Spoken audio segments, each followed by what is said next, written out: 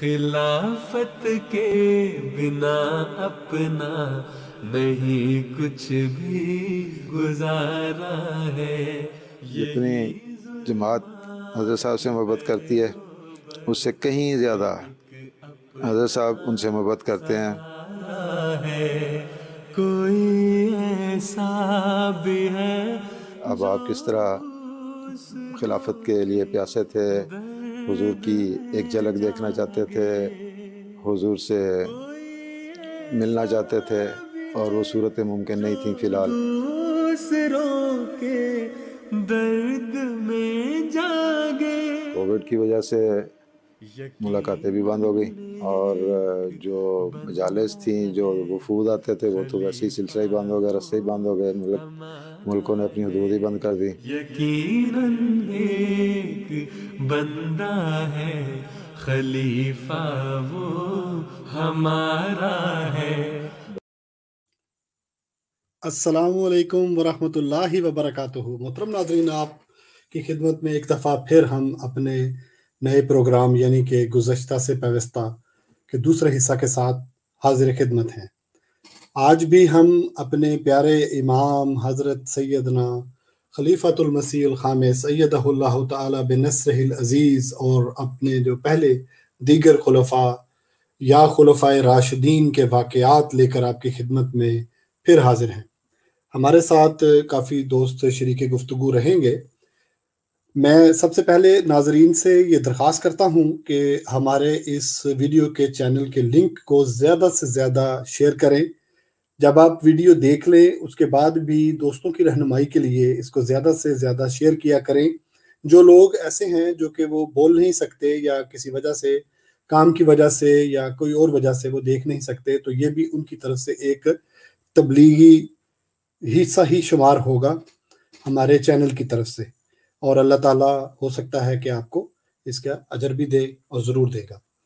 تو آج ہم اسی جو ہمارا لاسٹ ٹائم پروگرام تھا اس کا آغاز پھر ایک دفعہ کرتے ہیں. آپ کے وقت کے بھی جو بھی دوست اس وقت موجود ہیں ہمارے ساتھ، ان کے خیالات بھی آپ سنیں گے.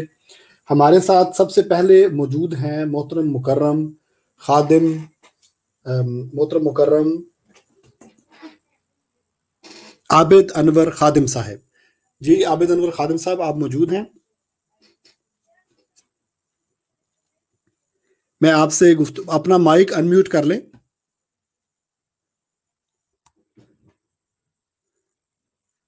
جی عابد انور خادم صاحب، مائک انمیوٹ کر لیں. میری آواز آ رہی ہے؟ السلام علیکم. جی اب آپ کی آواز آ رہی ہے تو آپ بسم اللہ الرحمن الرحیم. جزاکم اللہ آسین جزا. یہ ایک سعادت عظیم ہے اس خاکسار کے لیے کہ اس موضوع سخن پہ لب کشائی کا حکم اس گوشت کے لوچے کو دیا گیا ہے، جو کہ موضوع میری زندگی کا سرچشمہ ہے، میری آنکھوں کا نور ہے.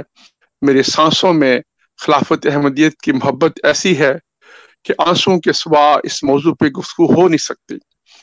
اس خلافت کا مطلب کیا ہے، اس کا پس منظر کیا ہے؟ خداوند عالم نے جب بنی نوع انسان کی ہدایت کے لیے سلسلہ انبیاء کا آغاز کیا تو آدم کے لیے خلیفہ کا لفظ استعمال کیا. اس کی پیدائش پہ ملائکہ نے شکوہ کیا، شکایت کی. خدا نے ایک جملے میں فرمایا انی عالم و ما لا تعلمون. ایک موقع پر خلیفۃ المسیح رابع نے اس کا ترجمہ عام گفتگو میں کیا تھا، shut up you don't know what I know. تمہیں نہیں پتا میں کیا کرنے والا ہوں. انی عالم و ما لا تعلمون، کہ تم خاموش ہو جاؤ، تم نہیں جانتے کہ خلافت کیا چیز ہے اور کس قسم کا خلیفہ قائم کیا جائے گا. خدا تعالیٰ نے جب یہ چاہا کہ اپنا چہرہ بنی نوع انسان کو دکھائے، اس کے لیے انبیاء کا وجود سب سے پہلے آتا ہے. انبیاء خدا تعالیٰ کی صفات کے مظہر اتم ہوتے ہیں. انبیاء نبوت کے ساتھ بشریت کا مقام بھی رکھتے ہیں. بشر کے اندر ہمیشہ کی زندگی نہیں ہوتی، بشر نے چلے جانا ہوتا ہے. خدا تعالیٰ کی ذات حی و قیوم ہے. جب بشر نبی طور بشر چلا جاتا ہے تو اس کی صفات کو کنٹینیو خلافت رکھتی ہے. خلافت جو نبوت جو ہے وہ مذہبی رہنمائی دیتی ہے، وہ گھریلو رہنمائی دیتی ہے، وہ اسلوب زندگی سے ہمیں آشکار کرتی ہے. حضرت اقدس محمد مصطفیٰ صلی اللہ علیہ وآلہ وسلم کی زندگی میں عجیب و غریب قسم کے واقعات ہیں۔ آپ جنگوں میں جایا کرتے تھے، آپ جہاد کرتے تھے، آپ ازواجی مسائل میں مدد کرتے تھے، آپ طب کا کام کرتے تھے، آپ تجارت کرتے تھے۔ جنگ احد کے اوپر ایک صحابی جن کی نئی نئی شادی ہوئی تھی، ان کو نیزہ لگا، ان کے آنکھ کا ڈیلا گر گیا، وہ روتے روتے جناب صلی اللہ علیہ وآلہ وسلم کے پاس آئے، وہ روتے روتے جناب صلی اللہ علیہ وآلہ وسلم کے پاس آئے کہ حضور میری آنکھ کا ڈیلا گر گیا ہے، میری بیوی مجھ سے بہت پیار کرتی، نئی نئی شادی ہوئی ہے۔ حضرت صلی اللہ علیہ وآلہ وسلم نے اس آنکھ کے اوپر ہاتھ رکھا، اور وہ بیان کرتے ہیں کہ تا وقت موت اس آنکھ سے ان کو بہت زیادہ نظر آتا تھا بنسبت دوسری آنکھ کے۔ خوراک کی کمی ہوئی، حضور صلی اللہ علیہ وسلم کی دعوت کی گئی، 2 لوگوں کا کھانا تھا۔ حضرت محمد مصطفیٰ صلی اللہ علیہ وآلہ وسلم نے فرمایا کھانا اس وقت تک سٹارٹ نہ کرنا جب تک میں نہ آ جاؤں۔ آپ نے کھانے پہ ہاتھ رکھا اور اس کو وہ برکت ملی کہ 2 آدمیوں کا کھانا ہزارہ لوگوں نے کھایا۔ اس طرح کے بے شمار واقعات نبی کے ساتھ وابستہ ہوتے ہیں، لیکن جیسا کہ عرض کیا کہ نبی کچھ وقت کے لیے دنیا میں آتا ہے، اس کے مشن کو خلفاء نے آگے دنیا میں جاری رکھنا ہوتا ہے۔ 1905 میں حضرت اقدس مرزا غلام احمد قادیانی علیہ السلام کو خداوند عالم نے بتایا کہ اے میرے محبوب، اے محمد مصطفیٰ کے غلام، تیری کوچ کا وقت آنے کو ہے۔ آپ نے الوصیت کتاب تحریر فرمائی اور فرمایا 2 نشانیاں چھوڑ کے جا رہا ہوں، 2 عظیم الشان پیشن گوئیاں کر رہا ہوں۔ نظام وصیت قائم ہوگا میرے مرنے کے بعد، اور ایک اور قدرت ثانیہ آئے گی جو میرے جانے کے بعد آئے گی۔ انجمن قدرت ثانیہ نہیں تھی کیونکہ انجمن پہلے سے قائم تھی۔ چنانچہ الہی نوشتوں کے تحت مئی 1908 میں 26 مئی کو وصال اکبر ہوا، اور 27 مئی کو حکیم نور الدین رضی اللہ تعالیٰ عنہ خدا تعالیٰ کے فضل اور اس کے احسان کے ساتھ محمد مصطفیٰ کے دربار پہ گردن چکاتے ہوئے مسند خلافت پر قائم ہوئے۔ 113 سال ہو چکے ہیں خدا تعالیٰ کے فضل کے ساتھ، آج ہم 5ویں خلافت پہ داخل ہو چکے ہیں۔ میرے پاس واقعات کا ایک سمندر ہے، ایک دریا ہے، اور اگر میں اکیلا اس موضوع پہ بات کروں تو شاید میں گھنٹوں گھنٹوں اس موضوع پہ گفتگو کر سکتا ہوں۔ یہ لوگ جو ہوتے ہیں یہ خلفاء خدا تعالیٰ کی صفات کا مظہر ہوتے ہیں۔ حضرت محمد مصطفیٰ کے بارے میں فرمایا ما ینطق عن الہوی ان هو الا وحی یوحی، محمد مصطفیٰ کی زبان خدا کی زبان ہے۔ فرماتا ہے یا ایھا الذین آمنوا استجیبوا للہ وللرسول اذا دعاکم لما یحییکم، اے لوگو محمد مصطفیٰ کی آواز کو سنو تو مردہ ہو تمہیں زندگی عطا کرے گا۔ یہ صفات اپنے وقت کے لحاظ سے عاجزی انکساری کے ساتھ خلیفۃ اللہ کے ساتھ ہوتی ہیں۔ بے شمار واقعات ہیں۔ خلیفۃ المسیح ثانی 1924 میں انگلستان تشریف لائے۔ 1928-30 میں ایک وفد قادیان سے حضور کو ایک میاں بیوی ملنے کے لیے گئے، اور وہ انگلستان آ رہے تھے، اور انہوں نے حضور سے گفتگو کرنی شروع کی، حضور کو نصیحت کر رہے تھے۔ اچانک حضور نے موضوع سے ہٹ کے یہ فرمایا کہ میں نے انگلستان میں کا دورہ کیا ہے، وہاں کی قبریں بہت تنگ ہوتی ہیں، نامعلوم وہ قبروں کو کیوں تنگ کرتے ہیں۔ وہ میاں بیوی یہ لکھتے ہیں کہ ہم حیران اور شستر ہو گئے کہ بات کچھ اور ہو رہی تھی، اچانک حضور نے یہ قبرستان کا ذکر کیوں کیا۔ آپ یہ جان کے حیران ہوں گے کہ وہ کپل جب انگلستان آیا، کچھ عرصہ انگلستان میں رہے، اور آنے کے فوراً بعد ان کی بیوی کا یا خامند کا وصال ہو گیا۔ تو یہ جو حضور نے فرمایا تھا، اس میں ایک خفیف سا اشارہ تھا اس بات کی طرف۔ حضرت خلیفۃ المسیح ثانی کا وجود ایک عظیم شان وجود تھا۔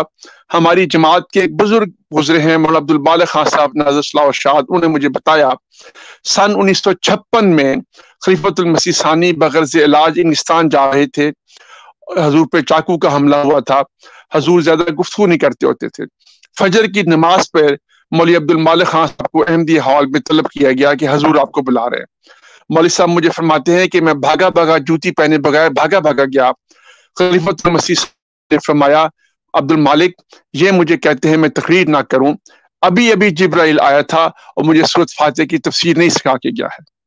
یہ مقام ہوتا ہے ان وجود بابرکت کا۔ یہ جب مسند خلافت پہ یہ فائز ہوتے ہیں، اپنے زمانے کے لحاظ سے، اپنے حالات کے لحاظ سے، یہ محمد مصطفیٰ صلی اللہ علیہ وسلم کی صفات کے مظہر اتم ہوتے ہیں۔ آج ہم جس دور میں سے گزر رہے ہیں اس دور میں ایک دم نہیں پہنچے، درمیان میں خلیفۃ المسیح ثانی کا وقت رہا، خلیفہ اول کا رہا، خلیفہ ثالث کا رہا۔ خلیفۃ المسیح ثالث رحمہ اللہ تعالی کا وجود ایک ناقابل بیان حد تک اعلیٰ وجود تھا۔ مجھے بارہا حضور کے قدموں میں بیٹھنے کا موقع ملا۔ یہی عبد المالک خان صاحب نے مجھے فرمایا، بتایا، اور میں نے بعد میں پڑھا بھی کتابوں میں کہ ان کو حضور نے طلب فرمایا خلافت کے دوسرے دن، انتخاب خلافت کے بعد۔ اور عبد المالک خان صاحب کو حضرت حافظ مرزا ناصر احمد صاحب خلیفۃ المسیح ثالث نے فرمایا کہ عبد المالک کل رات ایک عجیب واقعہ ہوا، یہ حضور کی خلافت پہ فائز ہونے کے بعد پہلی رات تھی۔ فرمایا کہ جب میں سجدہ کرنے لگا تو میرا جان نماز کچھ ٹیڑھا تھا، اسی وقت میرے سامنے ایک کداور آئینہ آ گیا اور جبرائیل نے مجھے دکھایا کہ خانہ کعبہ کی تصویر سامنے ہے، اور اس کے مطابق میں نے اپنے جان نماز کو درست کر لیا۔ اور پھر مجھے آواز آئی کہ اپنے دانتوں کو دیکھو، کیا تمہارے دانتوں میں کوئی رخنہ ہے؟ میں نے اپنے دانت اس کداور شیشے میں دیکھے، میرے تمام دانت جڑے ہوئے تھے۔ خلیفۃ المسیح ثالث نے اس کی تعبیر یہ فرمائی کہ نمبر ایک، میرا جان نماز ہمیشہ سیدھا رہے گا، مجھے خدا تعالیٰ صراط مستقیم پہ قائم رکھے گا، اور جو میرے دانتوں میں رخنہ نہیں ہے اس سے مراد یہ ہے کہ میری خلافت میں کبھی رخنہ نہیں ہوگا۔ میں نے اپنی ہاتھوں کے ساتھ اس وجود بابرکت کو دفن کیا۔ میں گواہی دے کے کہتا ہوں کہ وہ شخص نور علی نور تھا، روحانیت کی انتہا پہ پہنچے ہوئے تھے، اٹھتے بیٹھتے آپ کو کشف ہوتے تھے، آپ کو الہامات ہوتے تھے۔ مولانا عبد الوہاب صاحب جو کہ غانہ کے امیر تھے، وہ حج پہ جا رہے تھے اور آخری وقت وہاں کے ملانوں نے شور ڈال دیا اور اب حج پہ نہ جا سکے۔ کچھ عرصہ کے بعد آپ ربہ حاضر ہوئے، خلیفۃ المسیح ثالث نے ساری باتیں سنی، پوچھا کہ تمہارے ساتھ کیا واقعہ ہوا تھا، انہیں سارا واقعہ بتایا، اور وہ بیان کرتے ہیں کہ اس کے بعد چند لمحوں کے لیے خلیفۃ المسیح ثالث کے چہرے پہ خاموشی آ گئی، اور آپ نے فرمایا وہاب صاحب آپ کو حج کی ضرورت نہیں، میں نے اب یہ بھی عالم رویا میں آپ کو حج کرتے ہوئے دیکھا ہے۔ 1967-68 کے جلسہ سالانہ کی بات ہے، حضور جلسہ سالانہ کے انتظامات کا معائنہ فرما رہے تھے۔ یہ مجھے اس بزرگ نے خود یہ بات بتائی ہے، اس کو مجھے نصیر صاحب مرزا نصیر چٹھی مسیح والے جو جامعہ احمدیہ کے استاد ہیں، کہ وہ ان کے پیچھے کھڑے تھے۔ حضور نے اچانک فرمایا کہ اپنے لنگر خانے کا انتظام درست کریں، یہ مجھے خالی نظر آ رہا ہے۔ وہ حیران ہو گئے کہ خالی کیسے تھا، تمام کارکن آگے موجود تھے، لیکن 2 دن کے بعد اسی لنگر خانے میں ہڑتال ہو گئی اور تمام نان بھائیوں نے ہڑتال کر دی اور کھانا بنانے سے انکار کر دیا۔ یہ اعلیٰ مقام ہوتا ہے ہر خلیفہ کا۔ وقت کی رعایت کی وجہ سے میں واقعہ چھوڑتا ہوں۔ ہم اب خلیفۃ المسیح خامس کے دور میں داخل ہوتے ہیں۔ 1903 میں سیدنا و امامنا حضرت مرزا مسرور احمد صاحب خدا تعالیٰ کے فضل کے ساتھ الہی وعدوں کے مطابق اس عظیم الشان مسند پہ فائز ہوئے۔ آپ وہ بزرگ انسان ہیں کہ آپ وہ موعود خلیفہ ہیں جن کے بارے میں حضرت مرزا غلام احمد قادیانی علیہ الصلوۃ والسلام کے بے انتہا الہامات ہیں۔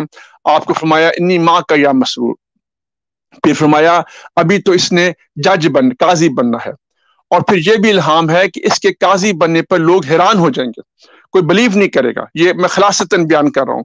میں ذاتی طور پر صرف ایک مرتبہ سیدنا امامنا کو ربہ ملا تھا 99 میں جانتا بھی نہیں تھا ان کو۔ یہ اچانک نمودار ہوئے اور ہمارے دلوں پہ چھا گئے۔ آج میں ایک دیوانگی کے ساتھ ان کے عشق میں مبتلا ہوں۔ جب سیدنا امامنا کا انتخاب ہوا، میرے عزیز نے مجھے بتایا کہ ان کی زوجہ نے کہا کہ سیدنا و امامنا کا تصویر لگا لیں گھر پہ، کیونکہ بقایا خلفاء کی بھی لگی ہوئی ہے۔ اس دوست نے یہ کہا، اس احمدی نے یہ کہا کہ ابھی کچھ عرصہ تصویر نہیں لگاتے، داڑھی مبارک تھوڑی سی بڑی ہو لے۔ وہ دوست بیان کرتے ہیں کہ انہیں اسی رات 3 عدد رویا دیکھی۔ پہلی رویا یہ تھی کہ حضرت اقدس مرزا غلام احمد قادیانی مسیح موعود علیہ السلام کی قداور شخصیت ہے، تصویر ہے، اور کیمرہ مین حضور کے چہرے پہ کیمرہ ڈال رہا ہے۔ کیمرہ ڈالتا گیا پوری تصویر کے اوپر۔ پہلے خلیفت حضرت مسیح موعود کا چہرہ نظر آ رہا تھا، بال نظر آ رہے تھے، پگڑی نظر آ رہی تھی۔ فوکس کرتے کرتے وہ داڑھی مبارک کے پاس گیا تو سیدنا و امامنا مسیح موعود علیہ السلام کی داڑھی میں سے داڑھی غائب ہو گئی۔ اس داڑھی میں سے سیدنا مسرور احمد اید اللہ تعالیٰ بن عزیز نمودار ہوئے۔ اس سے یہ ثابت ہوتا ہے کہ آپ وہ مؤد ہیں جو کہ آج کے دور میں مسیح موعود علیہ السلام کی نمائندہ ہیں۔ وہی دوست یہ بیان کرتے ہیں کہ اسی رات انہوں نے ایک اور رویا دیکھی کہ حافظ فضل ربی صاحب کو خلیفۃ المسیح مقرر کیا گیا ہے۔ آپ جانتے ہیں حافظ فضل ربی صاحب جامعہ کے استاد ہیں، ہمارے بہت پیارے دوست ہیں۔ اس سے مراد کیا ہے کہ نمبر 1 مرزا مسرور احمد صاحب حافظ ہیں، قرآن کی حفاظت کریں گے، اور نمبر 2 آپ فضل ربی ہیں، آپ خدا تعالیٰ کا فضل بن کے ہمارے اندر نمودار ہوئے۔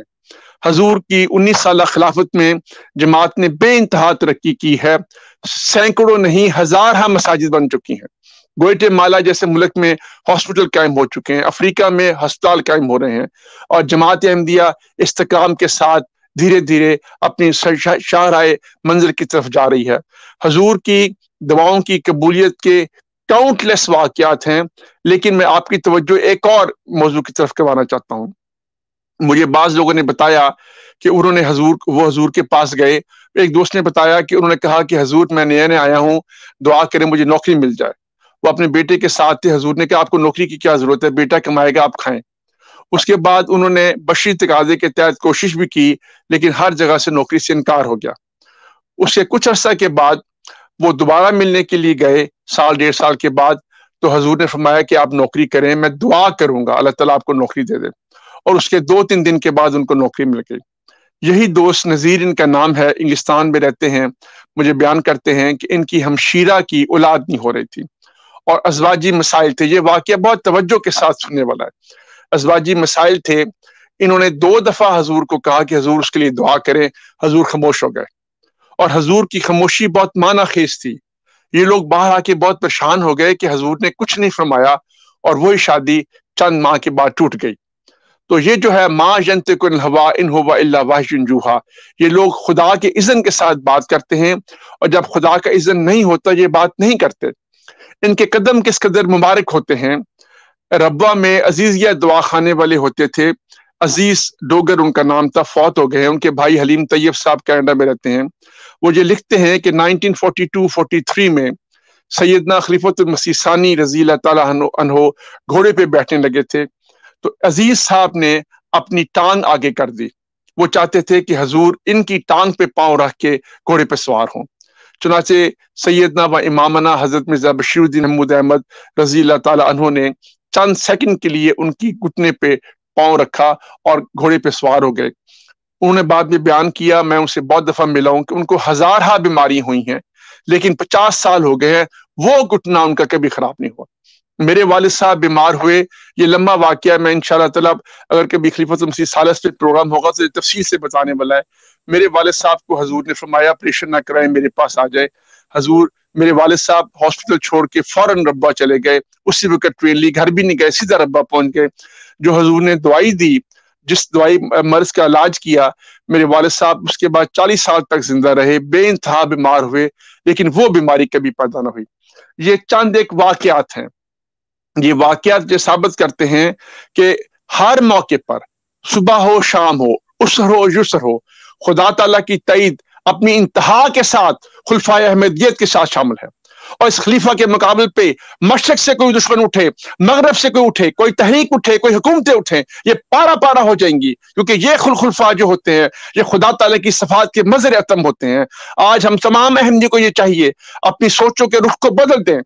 1948 میں جب قادیان سے ہجرت ہوئی تو خلیفۃ المسیح ثانی کو ایک الہام ہوا کہ اپنے رخوں کو بدل دو اور خلافت کی طرف دیکھو۔ عبد الرحمن جٹ صاحب قادیان میں امیر تھے، انہوں نے فوراً تمام قادیان میں اعلان کر دیا کہ خلیفۃ المسیح کے لیے دعا کی جائے اور اپنی سوچوں کا رخ خلیفۃ المسیح کی طرف کر دیا جائے۔ ہم کتنے ہی خوش قسمت ہیں، ہمارا ایک امام ہے، ہم راتوں کو سو رہے ہوتے ہیں، وہ مقدس امام راتوں کو اٹھ کے ہماری دعائیں کرتا ہے۔ زندگی کے ہر موقع پر آپ ہمیں رہنمائی عطا کرتے ہیں۔ خدا تعالیٰ پیارے امام ہمام حضرت مرزا مسرور احمد اید اللہ تعالیٰ بن نصر العزیز کو صحت بری لمبی عمر عطا کرے۔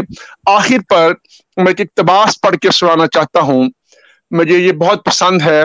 حضرت مرزا بشیر احمد صاحب رضی اللہ تعالیٰ عنہ نے ایک تحریر لکھی ہے کہ ایک جانے والے خلیفہ کو الوداع کیا ہے اور آنے والے خلیفہ کو خوش آمدید کہا ہے۔ میں یہ پڑھ کے اپنی گزارشات کو ختم کروں گا، اگرچہ میرے پاس بے انتہا مواد ہے لیکن مجھ سے زیادہ پڑھے لکھے دوست انتظار میں ہیں۔ حضرت مرزا بشیر احمد صاحب کی ایک دل ربا تحریر ہے، اس کو جتنی دفعہ پڑھا جائے آنکھوں میں آنسو آ جاتے ہیں۔ حضرت تیمور الانبیاء مرزا بشیر احمد صاحب رضی اللہ تعالیٰ عنہ فرماتے ہیں، اے جانے والے، تجھے تیرا پاک عہد خلافت مبارک ہو کہ تو نے اپنے امام و مطاع مسیح کی امانت کو خوب نبھایا، خلافت کی بنیادوں کو ایسی آہنی سلاخوں سے باندھ دیا کہ پھر کوئی طاقت اسے اپنی جگہ سے ہلا نہ سکی۔ جا اور اپنے آقا کے ہاتھوں کی مبارکباد کا تحفہ لے اور رضوان یار کا ہار پہن کر جنت میں ابدی بسیرا کر۔ اور اے آنے والے، تجھے بھی مبارک ہو کہ تو نے سیاہ بادلوں کی دل ہلا دینے والی گرجوں میں مسند خلافت پر قدم رکھا ہے، اور قدم رکھتے ہی رحمت کی بارشیں برسائیں۔ تو ہزاروں کامتے ہوئے دلوں میں سے ہو کر تخت امامت کی طرف آیا، پر ایک ہاتھ کی جنبش سے ان تھر تھراتے ہوئے سینوں کو سکینت عطا کی۔ اور ایک شکور جماعت کی ہزاروں دعاؤں اور تمناؤں کے ساتھ ان کی سرداری کی تاج کو قبول کر۔ تو ہمارے پہلو سے اٹھا ہے مگر بہت دور سے آیا ہے، اور ایک قریب رہنے والے کی محبت اور دور سے آنے والے اکرام کا نظارہ دیکھ۔ آمین اللہم آمین۔ یہ ہمارا تجربہ ہے کہ وہ درخت جھڑ گئے جو خلافت سے دور ہوئے، وہ دریا خشک ہو گئے جو خلافت سے دور ہوئے، اور ان لوگوں کو خدا نے ازلی اور ابدی تاج بنا دیے، دنیا میں بھی تاج بنائے اور آخرت میں بھی بنائے گا، جنہوں نے خلافت احمدیت کی پاؤں کی مٹی کو اپنے سر کا تاج بنایا۔ خلافت ہے آج بنی نوع انسان کی زندگی کے سر چشمہ۔ اے بنی نوع انسان، تمہارے لیے کوئی چارہ کار نہیں، توہن یا کرہن تمہیں ہر حالت میں خلافت احمدیت کے آگے سر نگو کرنا پڑے گا۔ جب تک سر نگو نہیں کرو گے تم پٹتے رہو گے، مار کھاتے رہو گے۔ ایک ہی جہاں پناہ ہے، مسیح موعود نے فرمایا تھا کہ ہے آگ ہر طرف، ہوں میں عافیت کا حصار، ہے درندے ہر طرف، ہوں میں عافیت کا حصار۔ آج عافیت کا حصار مرزا مسرور احمد کی پاؤں کی مٹی ہے۔ اے بنی نوع انسان، میں تم کو دعوت دیتا ہوں کہ تم مرزا مسرور احمد کی پاؤں کی مٹی کو سر کا تاج بناؤ، تم ہمیشہ کے لیے ازلی ابدی سکون حاصل کرو گے۔ جزاکم اللہ احسن جزا۔ بہت شکریہ محترم مکرم عابد انور خادم صاحب کے نے بہت ہی اچھے طریقے کے ساتھ اور بڑے عمدہ انداز کے ساتھ اس پوری بات کو رکھا اور آپ کو خلافت کی برکات کے بارے میں بتایا۔ میرے یہاں پر مخاطب اس وقت بہت سے غیر احمدی بھائی، میرے مسلمان بھائی جو ہیں، دیکھیں کہ ہمارے پاس ایک امام ہے اور اس امام کی ایک آواز پر ہم کھڑے ہوتے ہیں لبیک کہتے ہوئے۔ یہ وہی نظارے ہیں جو کہ قرون اولیٰ میں اس دور کے لوگوں نے دیکھے جب خلفائے راشدین موجود تھے، تو وہ اطاعت کا اعلیٰ نمونہ ہم آپ کو ہماری جماعت احمدیہ میں آج بھی دیکھنے کو مل سکتا ہے۔ ہمارے ساتھ بہت سے نئے دوست بھی شامل ہوئے ہیں۔ جی اور السلام علیکم ورحمۃ اللہ۔ جی معذرت چاہتا ہوں، بیچ میں انٹرپٹ کر رہا ہوں۔ جی بالکل، ہمارے ساتھ نئے دوست بھی شامل ہیں۔ اس سے پہلے کہ آپ نئے دوست کی طرف جائیں، میں اس چیز سے فائدہ اٹھاتے ہوئے بیچ میں بول پڑا ہوں کہ ناظرین کو بتاتا چلوں کہ طلعت صاحب نے کی میں مدد بھی کر رہا ہوں، تو ان کو خام میں انٹرپٹ نہیں کر رہا۔ طلعت بھائی اگر آپ مجھے اجازت دیں تو یہاں پر ایک ہمارے دوست ہیں، ان کے سوال کا جواب دینا چاہتا ہوں۔ اچھا جی، دے دیں۔ جی جزاک اللہ۔ یہ ہمارے میں پروگرام میں موجود ہوں، میں اگر مجھے بھی اگر ضرورت پڑے تو میں بول سکتا ہوں، میں پروگرام میں موجود ہوں۔ خرم صاحب بولیں، میں سن رہا ہوں۔ خرم صاحب جب میں کہوں گا پھر آپ بولیں ضرور۔ بالکل بالکل۔ جی، تو ہمارے یہاں پر ایک دوست ہیں جو کہ اپنا باقاعدہ غبار تو خیر چلے، تو انہوں نے لکھا ہے کہ یزید بھی خلیفہ تھا اور حضرت امام حسین کو شہید کروا دیا اس نے۔ سب سے پہلے تو ان کو یہ جاننے کی ضرورت ہے کہ یزید خلیفہ تھا یا نہیں۔ یزید خلیفہ نہیں تھا، وہ محض ایک دنیاوی حکمران تھا۔ خلافت حضرت علی رضی اللہ تعالیٰ عنہ کے اوپر رک گئی تھی، اور حضرت امام حسن رضی اللہ تعالیٰ عنہ انہیں بھی خلیفہ چنا گیا تھا، لیکن انہوں نے خلافت سے معزول ہونے کا اعلان کر دیا تھا اور انہوں نے چھوڑ دی تھی خلافت، اور تو خلیفہ پھر رہ نہیں سکے۔ خلیفہ راشد صرف 4 خلفاء تھے اور یزید تو کسی صورت خلیفہ نہیں تھا۔ تو ان کو اپنی معلومات کو وسیع کرنے کی ضرورت ہے اور کچھ پڑھنے کی بھی ضرورت ہے۔ میرے پیارے بھائی، آپ اپنا علم صرف اور صرف سنا سنایا جو علم ہے اس کی بنیاد کے اوپر محدود نہ رکھیں، بلکہ خود کبھی کچھ پڑھ بھی لیا کریں۔ تو باقی اس کے بعد طلعت بھائی آپ بے شک دوسرے دوستوں کو جی موقع دیں، میں اس کے بعد کچھ اور قرآن کریم کے حوالے سے بھی عرض کرنا چاہتا تھا، لیکن وہ میں بعد میں کر لوں گا جب بعد آپ میں انشاءاللہ آخر میں آپ کو موقع ملے گا۔ میں کچھ اس بارے میں اپنے جو اہل تشیع دوست ہے اس کی رہنمائی کرنا چاہتا ہوں کہ دیکھیں یزید پلید بالکل بھی یہ بالکل اب انہوں نے کر دیا ہے، خرم بھائی نے اس کا خلاصہ کہ وہ نہیں تھا، کیونکہ آپ کو وہ حدیث میں یاد کرانا چاہتا ہوں نبی کریم صلی اللہ علیہ وسلم کی، جس میں آپ نے وہ سارے ادوار بتائے۔ ہاں ہم اس کو جبری سیاست میں ضرور لے سکتے ہیں کہ جبری سیاست والا جو واقعہ تھا، میرے بعد نبی نہیں، خلافت ہے، خلافت کے بعد ملوکیت، اور پھر وہ سارے ادوار بتائے، یہ اس ضمن میں آتا ہے۔ ہمارے ساتھ ایک ہمارے بزرگ دوست موجود ہیں، ناصر احمد صاحب۔ جی آپ کیا کہنا چاہتے ہیں؟ جی آپ اس بارے میں تھوڑا سا کوئی مختصراً بیان کریں، خلافت کے بارے میں ہمارا آج موضوع ہے۔ جی السلام علیکم ورحمۃ اللہ وبرکاتہ۔ وعلیکم السلام۔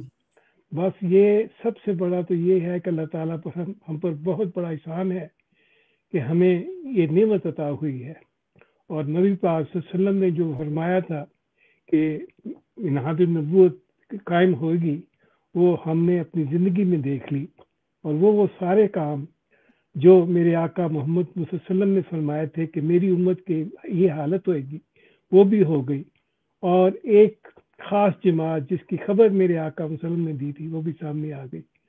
تو ہم اللہ تعالیٰ کا شکر ادا کرتے ہیں کہ اللہ تعالیٰ نے کی ہم ان سب نعمتوں کو دیکھ رہے ہیں، اور ان سب پر ہمارا دل سے اللہ تعالیٰ کا شکر ادا کرتے ہیں کہ اللہ تعالیٰ نے ہمیں وہ نعمت عطا کی۔ الحمدللہ ثم الحمدللہ۔ آمین آمین۔ جزاک اللہ، بہت شکریہ آپ کا، آپ ہمارے ساتھ شامل ہوئے۔ اور ہمارے ساتھ اس وقت میں دعوت دوں گا ندیم خواجہ صاحب کو کہ وہ بھی ہمارے ساتھ موجود ہیں۔ جی خواجہ صاحب۔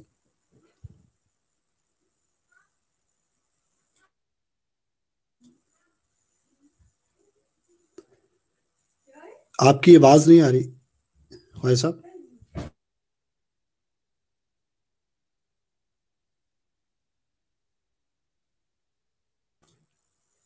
جی خواجہ صاحب آپ کی آواز نہیں آ رہی، ہم تک آپ کی آواز نہیں پہنچ رہی۔ ساتھ ہی میں ناظرین سے دوبارہ ایک دفعہ جو نئے شامل ہوئے ہیں، سوال آپ ضرور لکھیں۔ غیر جماعت ہمارے بھائی جتنے بھی ہیں، ہمارے اہل تشیع مسلمان بھائی جن کو سنی جو ہے وہ مسلمان نہیں سمجھتے، لیکن ہم الحمدللہ ان کو بھی مسلمان سمجھتے ہیں، اور جتنے بھی سنی اپنے آپ کو مسلمان کہنے والے ہیں سب کو مسلمان سمجھتے ہیں۔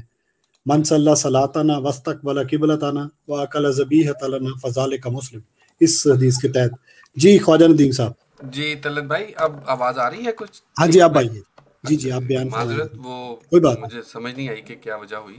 اچھا، سب سننے والوں کو میری طرف سے السلام علیکم ورحمۃ اللہ کا تحفہ پیش کرتا ہوں۔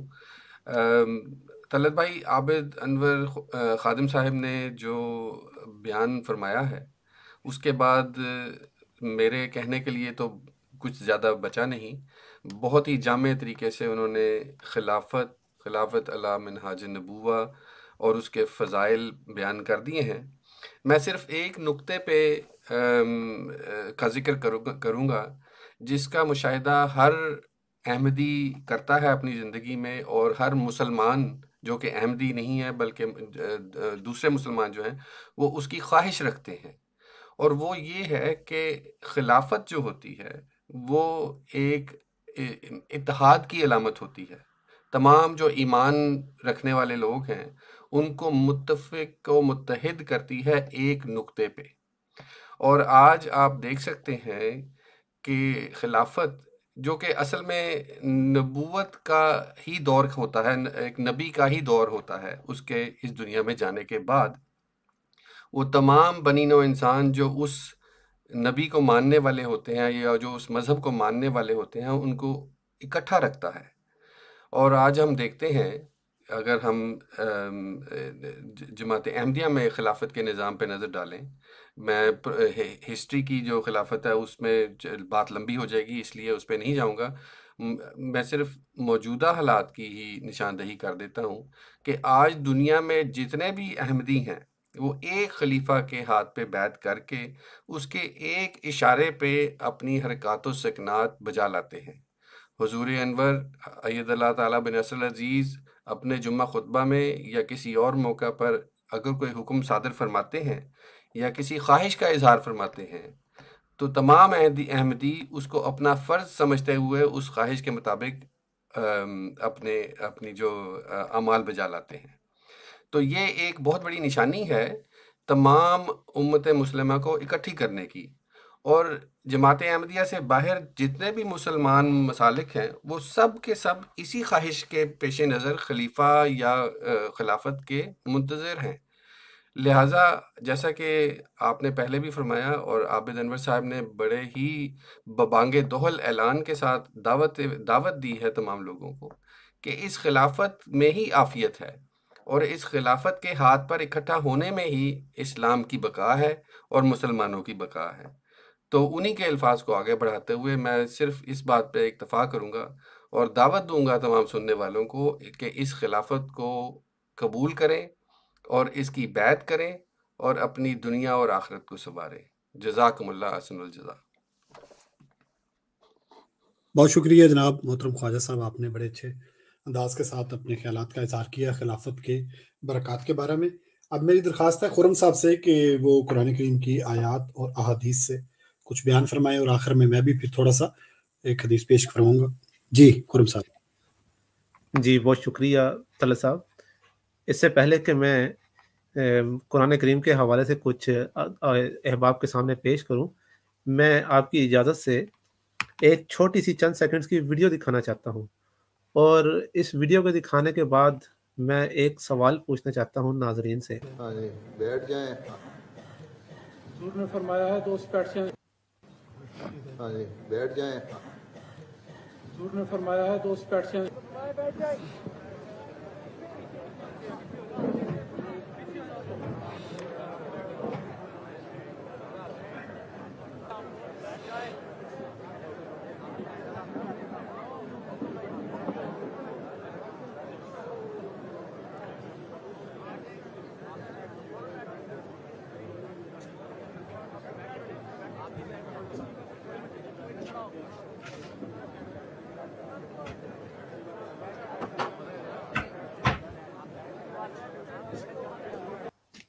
جی تو یہ ایک مختصر سی ویڈیو ہے جو کہ 19 اور 20 اپریل سن 2003 کی درمیانی شب کی ویڈیو ہے، اور اس ویڈیو کے اندر حضرت امیر المومنین حضرت مرزا مسرور احمد صاحب خلیفۃ المسیح الخامس ایدہ اللہ تعالیٰ بنصر العزیز خلیفۃ المسیح الخامس 5ویں خلیفہ کے طور پر منتخب ہوئے، اور آپ بیعت عوام الناس کی بیعت لینے کے لیے تشریف فرما ہیں، اور بیعت لینے کے لیے سامنے کچھ لوگ صرف سامنے کے ایریا میں کچھ لوگ بیٹھے ہوئے تھے، اور حضور نے انہیں حکم دیا کہ آپ بیٹھ جائیں دراصل سامنے والوں کو، لیکن جہاں جہاں حضور کی آواز گئی سب لوگ نیچے بیٹھ گئے، اور آپ یہ دیکھ سکتے ہیں کہ کندھوں سے کندھے ملے ہوئے ہیں، بیٹھنے کی جگہ نہیں ہے۔ ہم میں سے کچھ لوگ وہاں پر موجود بھی ہوں گے، عابد انور خادم صاحب بھی میرے خیال سے وہاں پر موجود تھے، وہ بھی اس کی تصدیق کر سکتے ہیں۔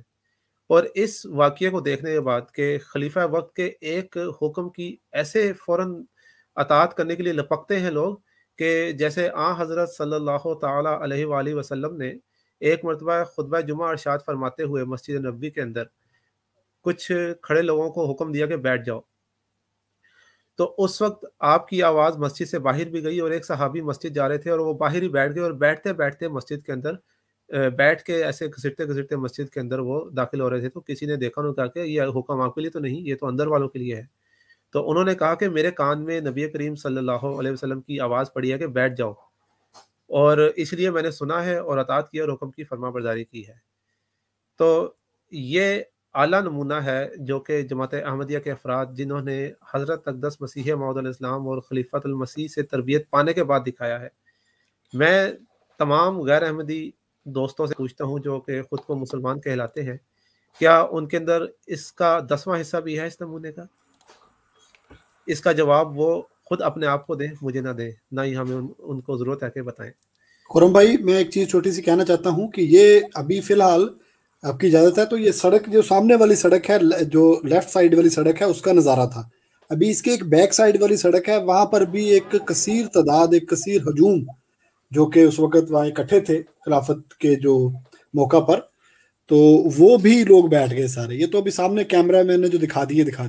جی بالکل، یہ مسجد فضل لنڈن جی اس کے ارد گرد چاروں طرف لوگ اکٹھے تھے اور دیوانہ وار لوگ وہاں پر اکٹھے ہوئے تھے اور ایک حکم کے منتظر تھے کہ خلیفہ وقت حکم دے اور ہم اس حکم کی تعمیل کریں. تو انہوں نے حکم دیا بیٹھ جاؤ. حالانکہ یہ حکم سب کے لیے نہیں تھا, صرف سامنے سٹیج پہ کھڑے کچھ لوگوں کے لیے تھا, لیکن جس کے کان میں آواز تھی وہ ادھر ہی بیٹھ گیا. سمعنا و اطعنا. سمعنا و اطعنا. تو کیا یہ کسی جھوٹے کی جماعت اس طرح کی اطاعت کا نمونہ دکھا سکتی ہے؟ سوال یہ ہے. خرم صاحب جی السلام علیکم. اگر اجازت ہو تو میں اس واقعے کے حوالے سے کچھ کہہ سکتا ہوں. جی اگر آپ شاید ہیں تو ضرور کہیں. جی ضرور. جی میں اسی لیے میں نے یہ درخواست کی کہ میں کچھ کہنا چاہتا ہوں کہ میں ذاتی طور پہ اس وقت اس جو ہجوم آپ نے دکھایا ہے اس میں شامل تھا, اور میں آپ کو ایک واقعہ بتانا چاہتا ہوں اس ہجوم کے بارے میں. یہ تو سب نے دیکھ لیا نا کہ جس طرح حضور انور نے اندر بیٹھے ہوئے احباب سے کہا بیٹھ جائیں, اور جس کے کان میں وہ آواز پڑی وہ بیٹھ گیا. میں آپ کو ایک ایسا واقعہ بتاتا ہوں اسی ہجوم کا کہ جو مزید ایمان میں تازگی کا باعث بنے گا.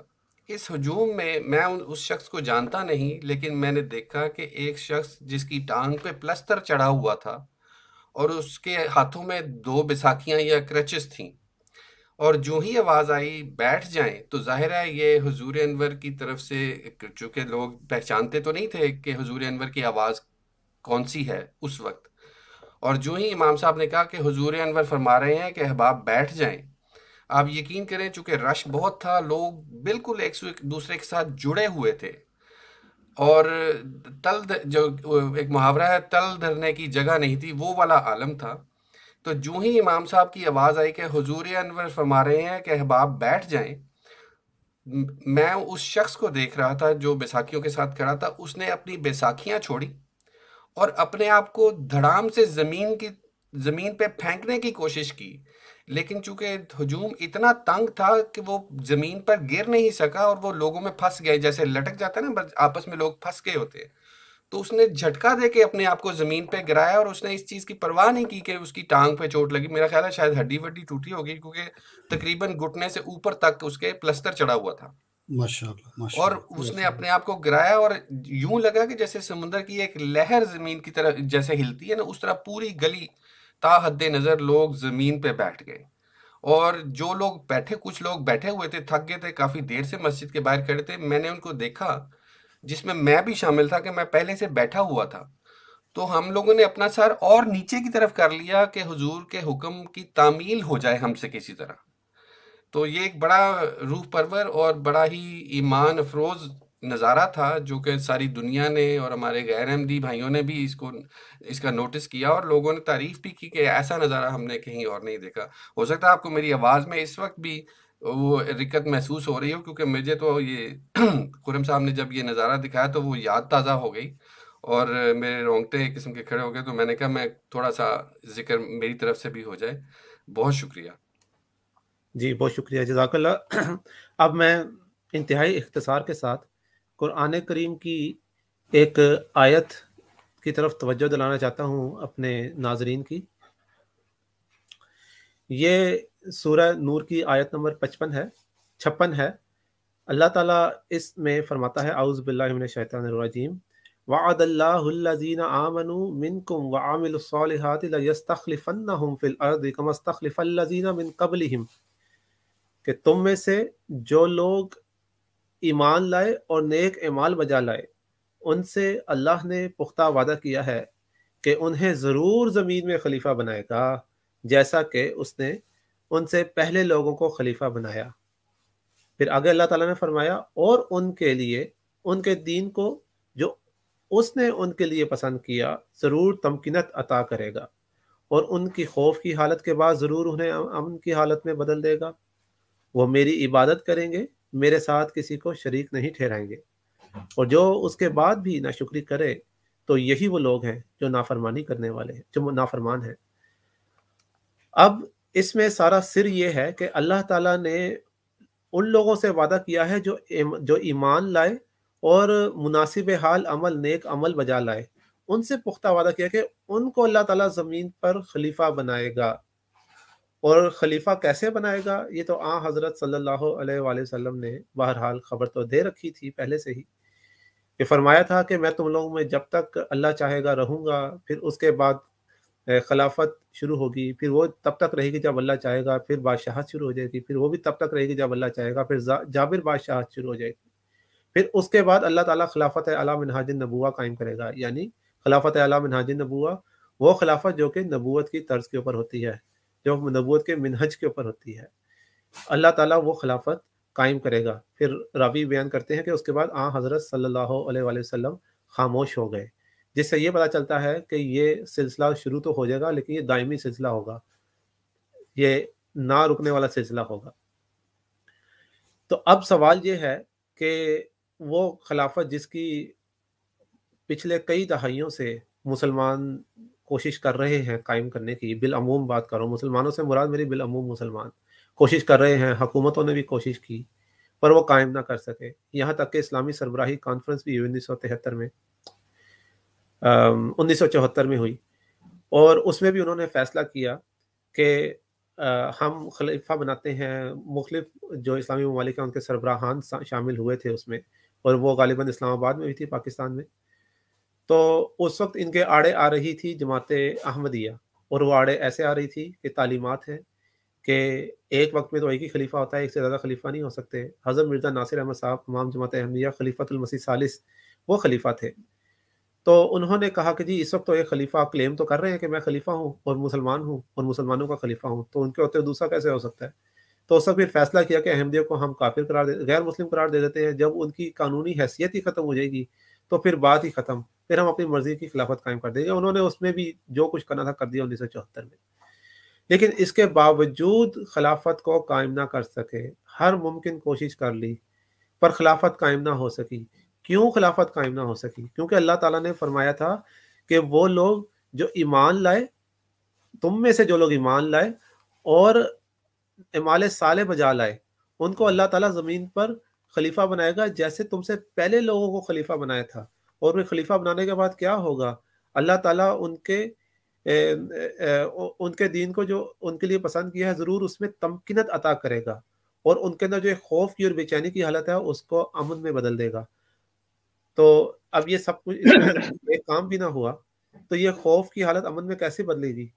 وہ اللہ تعالیٰ کے فضل و کرم سے جماعت احمدیہ میں بدلی گئی ہے. اللہ تعالیٰ کے فضل سے جو جماعت احمدیہ میں آتا ہے اور نظام جماعت کا حصہ بنتا ہے، وہ بخوبی جان لیتا ہے کہ کس طرح سے نیک ایمان والے ہیں، یہاں پر نیک اعمال بجا لانے والے ہیں اور خلیفہ کی اطاعت کرنے والے ہیں، اور ان کی خوف کی حالت امن کی حالت میں بدلی ہوئی ہے، اور وہ اللہ تعالیٰ کا کسی کو شریک نہیں ٹھہراتے. جبکہ جماعت احمدیہ سے باہر دیکھیں، میں یہ نہیں کہہ رہا کہ صرف قبروں کو پوجنا اور بتوں کو پوجنا ہی اللہ تعالیٰ کا شریک کرنا ہوتا ہے. اپنے حوث کی پوجا کرنا، اپنے نفس کی پوجا کرنا، دو نمبریاں کرنا، یہ سب بھی اللہ تعالیٰ کی شریک بنانے میں سے ایک ہے. تو میں اپنے میں کچھ کہہ سکتا ہوں اسی بارے میں؟ تمام غیر احمدی بھائیوں کو دعوت فکر دیتا جی ہوں. عابد بھائی ایک منٹ پلیز، میں جب آپ کو درخواست کروں گا پھر پلیز. جی خرم بھائی جی، تو میں اپنے تمام غیر احمدی بھائیوں کو دعوت فکر دیتا ہوں کہ ان کو میں خدا تعالیٰ اور اس کے رسول کا واسطہ دے کے کہتا ہوں کہ خدا را ایک مرتبہ قرآن کریم پہ غور کریں، ایک مرتبہ حضرت صلی اللہ علیہ وآلہ وسلم کی سنت اور آپ کے صحابہ کی سنت پر غور کریں، اور آپ کے پھر دشمنوں کے اوپر غور کریں جو اس وقت تھے، اور اپنے آپ کو دیکھیں اس آئینے میں کہ وہ خود کدھر ہیں. جو وہ مخالفت کرتے ہیں کیا وہ درست ہے؟ کیا مدینے کے یہودی بھی سنی سنائی باتوں پہ نہیں چلتے تھے؟ کیا مکہ کے کفار جو تھے بت پرست تھے وہ سنی سنائی باتوں پہ نہیں چلتے تھے؟ کیا یہ سنی سنائی باتوں پہ نہیں چل رہے؟ میں کمنٹ میں مسلسل دیکھ رہا ہوں، ہمارے دوست ہیں وہ انتہائی نازیبا گفتگو بھی کر رہے ہیں، ہمارے غیر احمدی دوست نازیبا گفتگو کر رہے ہیں جس کو میں یہاں پہ ریپیٹ نہیں کرنا چاہتا. ایسی باتیں کر رہے ہیں جو بات کرنے کا ان کو نہ حق ہے نہ یہ مناسب جگہ ہے، اور ان کو صرف اور صرف جماعت احمدیہ کی مخالفت کرنے کی خاطر نامناسب جگہ پہ نامناسب بات کرنے کا شوق چڑھا ہوا ہے کہ کسی طریقے سے ہم انہیں ڈی گریڈ کریں، چھوٹا کر کے دکھائیں، نیچے کر کے دکھائیں. کیا یہ اسلام ہے؟ کیا یہ سنت حضرت صلی اللہ علیہ وسلم آپ کے صحابہ کی تھی؟ ہرگز نہیں. یہ کعب بن اشرف جو یہودی سردار تھا، یہ اس کی سنت تھی، اس کا طریقہ کار تھا. تو بس میں اتنا ہی کہوں گا. وما علینا الا البلاغ. السلام علیکم ورحمۃ اللہ وبرکاتہ. बहुत शुक्रिया खुरम साहब, आपने बड़े अच्छे अंदाज के साथ कुरान और हदीस की रोशनी में कुछ बातों को खोला है। जी आबिद अनवर साहब, मैं आपसे दरखास्त करूंगा खादिम साहब कि आप जी, मैं दो बातें कहना चाहता हूँ। एक तो खलीफतुल खामिस का इंतखाब और दूसरा इस्लामी सबाही कॉन्फ्रेंस में मौजूद था। खलीफतुल मसीह खामिस अय्यदुल्लाह ताला बिन नस्रुल अजीज, मेरे आका, मेरे माँ बाप आप पे कुर्बान, आपके इंतखाब खिलाफत के वक्त मैं वहीं था। और सफदर साहब एक होते थे, पंजाबी में नज़में पढ़ते थे, पिछले साल फौत में मेरे आगे थे। वो इस तेजी के साथ ही बेंड डाउन कि उनकी पीठ मेरे सर के ऊपर आ गई और उन्हें परवाह नहीं की। और वो पंजाबी बोलने वाला एक बज़ाहिर अनपढ़ आदमी था। उसने ये कहा कि पहला हुक्म है इताअत करना जरूरी है। नॉट ओनली दिस, इताअत का ये जज्बा हिंदुस्तान, पाकिस्तान, दुनिया में हर जगह मौजूद है। मैं पाकिस्तान गया अम्मी की वफात पे, तो मुझे एक टांगे वाले ने, कोचवान ने ये बताया कि वो टांगा चला रहा था लाहौर में, रब्वा में, उसे टांगा रोक दिया और वहीं वो झुक गया। तो ये हालत है इताअत की। दूसरा, इस्लामी कॉन्फ्रेंस 1973 में हुई थी लाहौर में, मुझे हर बात याद है। एक वाकया बताना चाहता हूँ कि जो बिल्कुल खुरम ने सही कहा, खुरम साहब ने सही फरमाया कि खिलाफत कायम करना चाहते थे, लेकिन उनके अमाल का क्या हाल था। खुदा कहता है खिलाफत कायम की जाएगी उन लोगों में जिनके अमाल खुदा ताला की नजर में पसंदीदा होंगे। आप तहम्मुल के साथ ये वाकया सुनना है जो मैं बताने लगा हूँ। सन 1973 की इस्लामी सफाई कॉन्फ्रेंस सारी मुझे याद है। तमाम पाकिस्तान, लाहौर में ऐलान हो गया कि जो 5 स्टार शराब है वो नहीं मिल सकती, क्योंकि इस्लामी ममालिक के रहनुमा आ रहे हैं, वो शराब उनको प्रोवाइड की जा रही है। और शाम को एक डिस्को प्रोग्राम भी हुआ जिसमें खिलाफत कायम करने के जितने दावेदार थे वो तमाम वो नाच गाना देखने के लिए गए। ये मैं इन बातों का आई विटनेस हूँ। और अगर खुरम साहब जैसे फरमा रहे हैं कि कमेंट्स में लोग पूछ रहे हैं, बातें कर रहे हैं, अगर कोई इसका हवाला मुझसे चाहे तो अखबार का तराशा मैं आपको दे सकता हूँ। खिलाफत अहमदिया, खिलाफत जो है इंसान कायम कर ही नहीं सकता। कौन सी खिलाफत से पहले जो इंसान ने कायम की थी? इंसानी जितनी खिलाफतें भी कायम हुई हैं वो खायब खासर हो गई हैं, उनके नाम मिटा दिए गए, लेकिन 4 खुलफा के नाम हमेशा जिंदा रहेंगे जो मोहम्मद मुस्तफ़ा सल्लल्लाहु अलैहि वसल्लम के थे। हजरत ईसा के जो पास खिलाफत कायम हुई, गलीलियो में खिलाफत कायम हुई, यूशा बिन नून को पहला खलीफा बनाया जब आप फलस्तीन में जा रहे थे। उनकी तारीखें भी कायम है, वो जिंदा हैं रूहानी तौर पर। इसी तरह जमात अहमदिया के 5 खुलफा जो हैं ये कभी रूहानी तौर पर नहीं फौत होंगे। ये एक अरसा से कोशिश कर रहे हैं। डॉक्टर इसार अहमद साहब की गुफ्तगू मैंने बहुत सुनी है, बहुत मिला नहीं हूं, उनके दफ्तर में गया था, मुलाकात नहीं हो सकी। वो कहते हैं हम खलीफा मुंतखब करेंगे और 5 साल तक उसकी कार्रवाई देखेंगे कि वो कैसा काम करता है और उसके बाद फैसला किया जाएगा। ये तो मलेशिया वाली हालत है कि वो 5 साल के लिए बादशाह को मुकर्रर करते हैं। इसलिए खिलाफत खुदा कायम करता है, नबूवत के बाद खिलाफत कायम होती है। इन दुनियादारों की कोई कोशिश किसी तरह कामयाब नहीं हो सकती कि वे खिलाफत कायम कर सके। खिलाफत खुदा ने कायम करनी थी। और देखें, जब एक ज़ाहरी खिलाफत, दुनियादार खिलाफत, खिलाफत अब्बासी, टर्किश खिलाफत, ऑटोमन एम्पायर जारी थी, खुदा ताला की तईद ये देखें कि खिलाफत आखिरी दमों पे थी। लेकिन जिस वक्त खिलाफत का जमात अहमदिया की खिलाफत कायम हुई तो दुनियावी खिलाफत जैसी भी थी वो उस खिलाफत का खात्मा हो गया। खुदा ताला ने दुनिया को बता दिया कि एक खलीफा है जो कि अहमदियत की जमात का खलीफा है। जज़ाकल्लाह। जी तलत भाई, माजरत चाहता हूँ, मुझे एक और बात का जरूर जवाब देना मुनासिब मैं समझ रहा हूँ, इजाजत दे दें प्लीज। जी जी, जज़ाकल्लाह, बहुत शुक्रिया आपकी इजाजत का। जी तलत भाई, ये हमारे एक दोस्त हैं जो कि खावर खटाना साहब हैं और महज एतराज की खातिर यहाँ लिख रहे हैं। मैं चाहता तो इग्नोर कर सकता था उनकी इस बात को। अब वो ये लिखते हैं, अब मैं उनके अल्फाज को ही पढ़ के सुना देता हूँ। वो ये लिखते हैं कि वो कौन सा खलीफा है जिसको रब्बुल आलमीन ने ये सज़ा के तौर पर अपने घर से दूर रखा है और इस फिरके के बानी को भी अपने घर से दूर रखा। अच्छा जी, सिलसिले के बानी को पता नहीं ये कौन से घर से दूर रखने की बात कर रहे हैं। इनसे मेरा सवाल है कि हज़रत सल्लल्लाहु ताला अलैहि वसल्लम ने हिजरत नहीं फरमाई थी मदीना से मक्का से मदीना? अगर इनको तो शायद खुरम भाई फतह मक्का का मालूम ना हो, ये भाई पुराने हो कुछ थोड़े से। जी जी, फतह किस तरह से हज़रत सल्लल्लाहु अलैहि वसल्लम मक्का हो चुकी है दोस्त, बरेलवी दोस्त। جی جی جی بالکل. تو یہی بات ہے کہ اگر تو اس کو سزا سمجھتے ہیں گھر سے دور رہنا, تو ان کے اس اعتراض کے اندر انبیاء, نہ صرف انبیاء بلکہ سید الانبیاء حضرت محمد رسول اللہ صلی اللہ تعالیٰ علیہ وآلہ وسلم بھی آتے ہیں. نعوذ باللہ, انا للہ و انا الیہ راجعون. یہ بس منہ کھول کے اعتراض کر دیتے ہیں اور سوچتے نہیں کہ ہمارے اعتراض کی زد میں وہ انسان آ رہے ہیں جو کہ خدا تعالیٰ کے بعد سب سے بڑا بزرگ ہے, وہ بھی اس اعتراض کے اندر آ جاتا ہے. کامل انسان, خاتم یہ طلعت بھائی کچھ میں طلعت صاحب اجازت ہے میں جی جی بالکل کچھ ایڈ. جی میں آپ کو انشاءاللہ موقع دیتا ہوں. جی خرم بھائی آپ بیان کریں. جی میں تھوڑا سا بیان کر کے پھر عابد صاحب بھی اس میں ضرور جی ایڈ جی کیجیے گا. ضرور. جزاک اللہ. تو یہ حضرت مسیح موعود علیہ السلام جو کہ جن کے بارے میں کہہ رہے ہیں بانی اصلاح گھر سے دور رہے, پتہ نہیں کون سے گھر سے دور رہے, وہ تو ہمیشہ اپنے گھر میں ہی رہے تھے. اگر تو یہ سمجھتے ہیں کہ گھر والے جو اہل خانہ ہوتے ہیں ان سے دور رہنا, تو ان کی اطلاع کے لیے عرض کرتا ہوں کہ حضرت خلیفۃ المسیح الخامس کی بیوی اور بچے بھی ان سے دور نہیں ہیں, وہ ان کے ساتھ ہی ہیں. ٹھیک ہے. تو اگر وہ وطن کو گھر سے دور رہنے کا وہ کہہ رہے ہیں کہ سزا ہے, تو پھر تو اس سزا میں سے تو پھر ہر انسان ہی, یعنی کہ جو انبیاء کی بات کر رہا ہوں کہ وہ بھی گزرے ہیں. تو اس کے زد میں پھر حضرت صلی اللہ علیہ وآلہ وسلم بھی آتے ہیں, اور ہم تو قرآن کریم کا یہ حکم ان کے سامنے رکھتے ہیں کہ اللہ تعالیٰ فرماتا ہے کہ اللہ تعالیٰ قیامت کے روز ان لوگوں سے پوچھے گا جن پہ ظلم کیا گیا اور انہوں نے ہجرت نہیں کی. یہ میں اپنے الفاظ میں بیان کر رہا ہوں کہ جن لوگوں پہ اللہ تعالیٰ پوچھے گا کہ جن لوگوں پہ ظلم کیا گیا لیکن انہوں نے ہجرت نہیں کی, تو اللہ تعالیٰ ان سے پوچھے گا کہ کیا میں نے اپنی زمین اس قدر وسیع نہیں بنائی تھی کہ تم ایک جگہ سے دوسری جگہ ہجرت کر جاتے.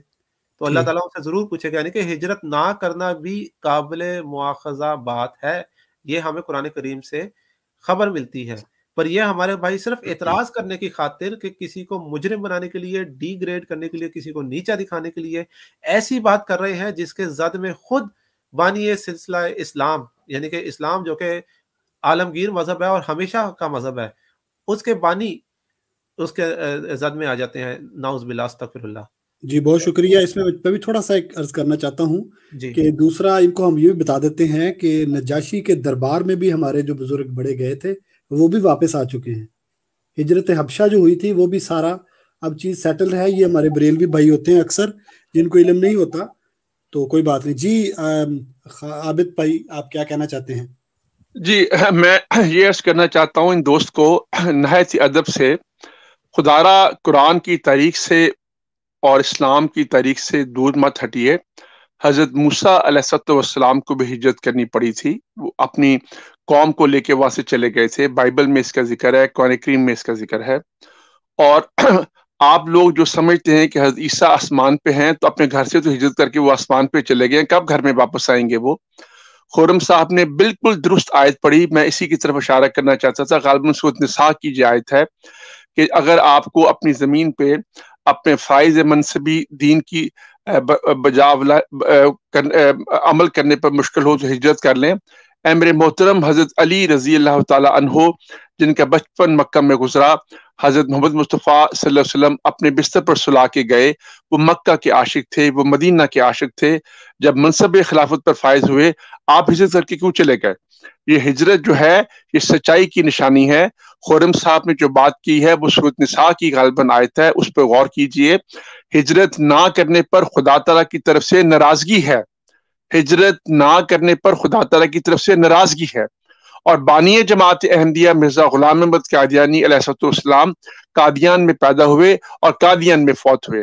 اور جو ہجرت ایک فرد واحد نے کی ہے, خلیفۃ المسیح نے کی تھی, مرزا طاہر احمد صاحب رحمہ اللہ تعالیٰ نے, اس کے ثمرات کیا ہیں؟